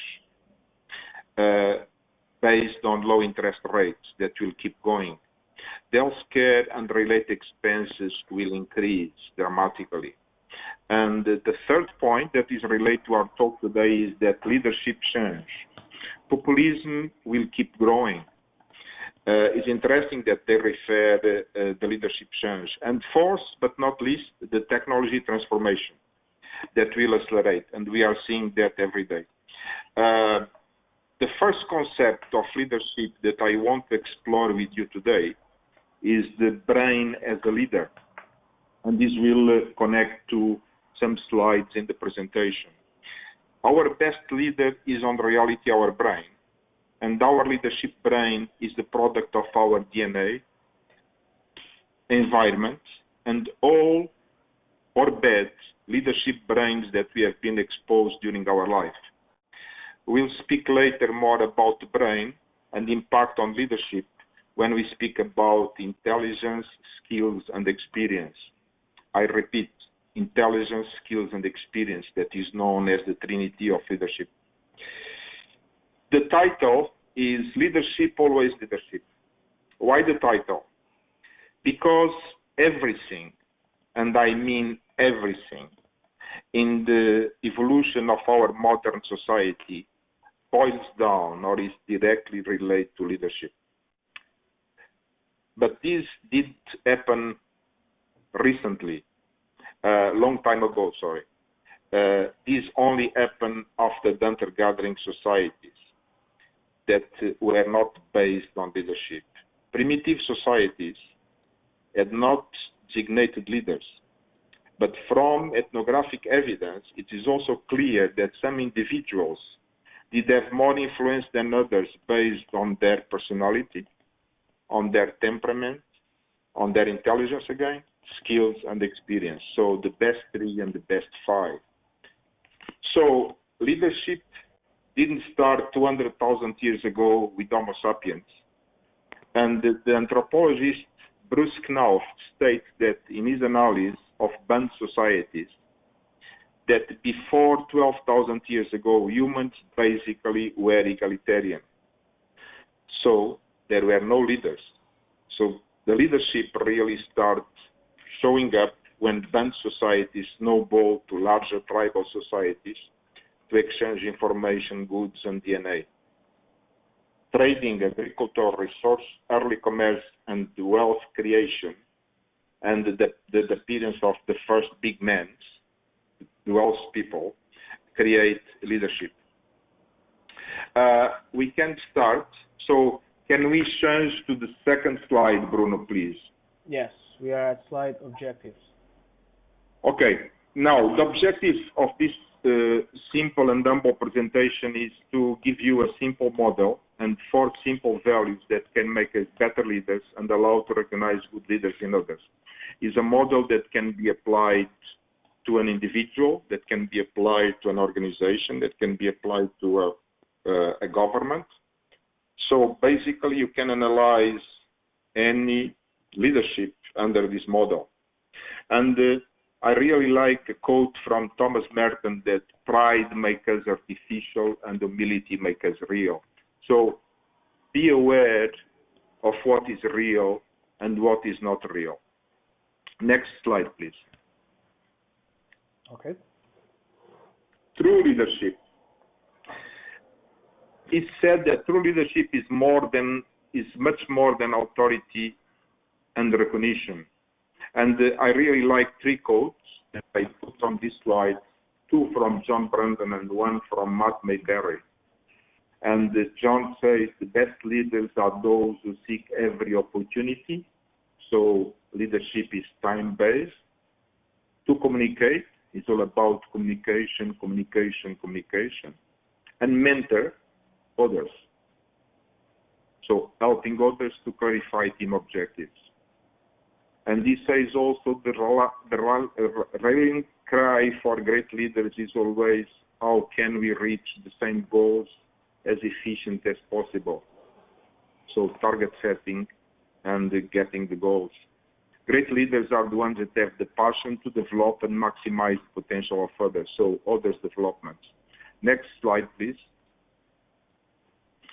So this is the model, and the idea to have this simple model that looks almost naive is that with this simple model you can analyze the different type of leadership that comes across to you. Corporate leadership, you can analyze companies based on this model, you can analyze people based on this model, and you can analyze political leaders based on this model. We'll detail these on the next slide, but basically on top of the kite, we have intelligence, skills, and experience. And I always say that it's said that if you are flying and a plane and you have an emergency on the plane, your probabilities of survival will increase directly proportional to the intelligence, skills, and experience of your pilot. The same for a company. The possibility of a company riding a crisis is always directly related to the intelligence, skills, and experience of their leaders. On the corners, we have culture, and we'll speak a little bit more about culture. And the previous speaker spoke extensively about culture and how you set the culture inside the company, and ideas that are directly related to concepts and technology. On the bottom, we have actions, because everything is science fiction until we arrive to the operations and to the actions. And then we have the followers and admirers. There is a good book on followers and admirers that perhaps you want to read, that is Followership by Barbara Kellerman. And she grades the followers and admirers in 5 categories. The ones that they don't care, the bystanders, little or no commitment, the participants, satisfied employees that want to put an extra mile to the company, activists who work hard to support or to remove the leader and the leadership, and diehards that are ready to lay down their lives for the leader. And depends on the leadership skills how you manage your followers and admirers to get the best out of them. On the inside the kite, you have corporate responsibility and HSE, and we'll speak about that in a moment. And then you have your environment, that is the wind that propels your leadership. You have the storms that happens at regular base, and then you have the black swans that you are now. That is a triple black swan that is health, economic, and energy crisis. You are connected to your values via your stakeholders, via your clients, via your employees, and your contractors, and your board. And everything is anchored on values. Without values, without good values, there is no leadership. Next slide, please, Bruno. The kite frame, Bruno? Yes. Okay. So on the frame itself, our leadership is always impacted by our corporate intelligence skills and experience that are more and more in demand.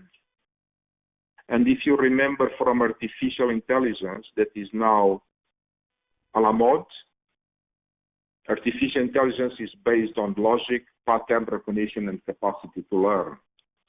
So basically, these are the core of leadership, is that leadership be logic, they can recognize patterns, and have the capacity to learn. The ideas, we spoke a little bit about that. Concept is the basis of universe, and without ideas, we don't have technology. The third point is culture. There is a phrase that I like very much from Peter Drucker, that culture is strategy for breakfast. You can have the best strategy in the world, but if you don't have a corporate culture that can implement that strategy, the strategy is dead in water. And the culture is always defined by leadership, by the leaders. There is a phrase in Portugal that says, I translate freely, that the fish never rottens by the tail. The fish always rottens by the head. The fourth point is actions, is reality, and it's what happens in the ground. Next slide, please, Bruno. Okay. Frame support? Yes. Okay. Our leadership will be supported by our corporate governance. First of all, good leaders are usually very good governors. They don't dissipate corporate resources. They always think about black swans and white swans.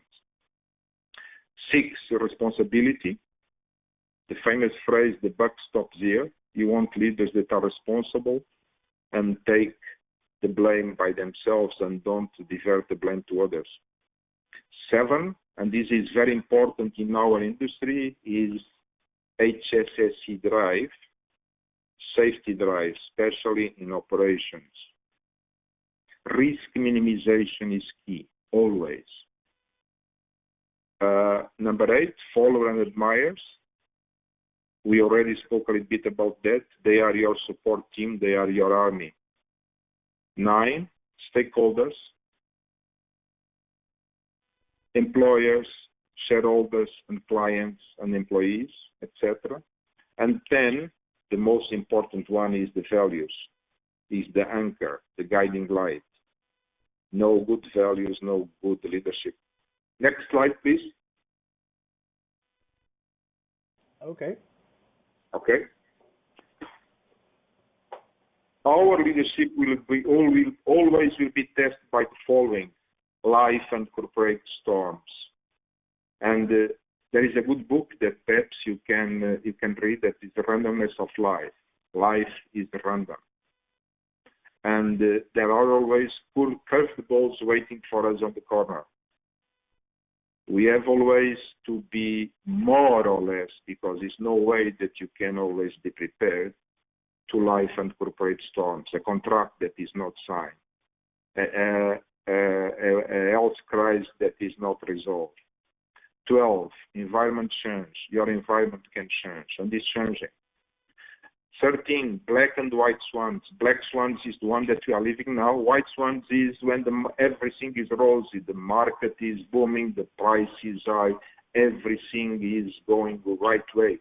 So be aware of the black and white swans.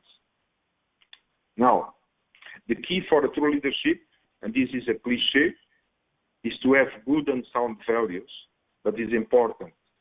If you go and check the qualities that make good leaders, they are the most important 15. I listed them below. The first one is honesty and integrity. And Dwight Eisenhower, the American president, says nothing is more important than honesty and integrity on leadership. And then we have confidence, and then we have inspire others, commitment and passion, good communication, decision-making, accountability, delegation and empowerment, creativity and innovation, empathy, resilience, emotional intelligence, humility, transparency, vision, and purpose. So the list is endless. But what I propose is that you take note of 4 values that for me are very, very important. And under them you can analyze any individual, any company and corporation, any government, and any organization. Next slide, please. Okay. So as I said, there are hundreds of identified quality and values that are important for true and valuable leadership. But there are 4 that are the cornerstone. The first one is respect for yourself and for everybody else. And an advice from an old man is that never work for anybody that doesn't respect you. And if you work, try to change as soon as possible. Lack of respect is one of qualities of bad leadership. Good leaders always respect. They respect their employees. They respect the people on their country. They respect the people on their organization. The second one is common sense. And it's so important. And this is linked to the best 3. It's linked to intelligence and the best 3 that have been mentioned in the beginning. The intelligence, skills, and experience. The fourth one is capacity to create value long term. It's very easy to create value short term. It's more difficult to create value long term. And 3, we never speak about 3. Remember the movie from Ferdinand? I leave you to discover what is 3. Next slide, please. Thank you for your attention, and may the good leadership values be with you. Questions, please. Okay, thanks a lot, Luis. That was a great presentation. We have now a few minutes for Q&A. Would anyone like to ask a question?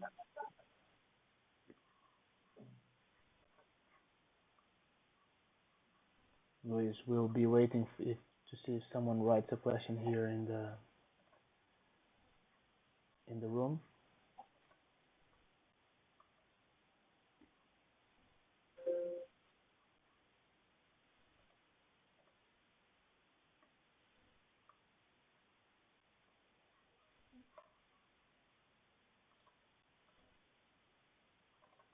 No, there's no questions. Oh, there's one question, Luis. How do you know you are a good leader? How we know how we are a good leader? Yes, there's a question here. How do you know you are a good leader? You know that you are a good leader when you respect everybody, like the important four, that you respect everybody, that you respect yourself and you respect other people. Second, that you have common sense, that you don't make basic mistakes, that you think over your actions. Third, we never speak about three, is honesty and integrity. That if you are honest and integral, it means that your actions are based in that you can be assured that whatever you do can be known by everybody else. And fourth, capacity to create value. There are very few corporations that are more than 150 years old. There are perhaps 10 or 15 in the world. And these are the corporations that have year after year had good leadership. So basically, I always refer to the importance for respect, common sense, honesty, integrity, and capacity to create value. Thank you. Okay. I think you also answered my question. I was going to ask you about number 3. Yes, integrity above all. Yeah. Yeah, honesty and integrity is part of the four. You cannot have a good leader that is not honest and integral. You cannot have a guy that is not honest running an organization. He will bring down the organization sooner or later. I fully agree. I think we have no more questions for this talk. Luis, again, thank you very much for your presentation. That was very good. And we apologize again for the technical difficulties that we went in your session earlier. Again, thanks a lot for coming and presenting for the Galp Open Day.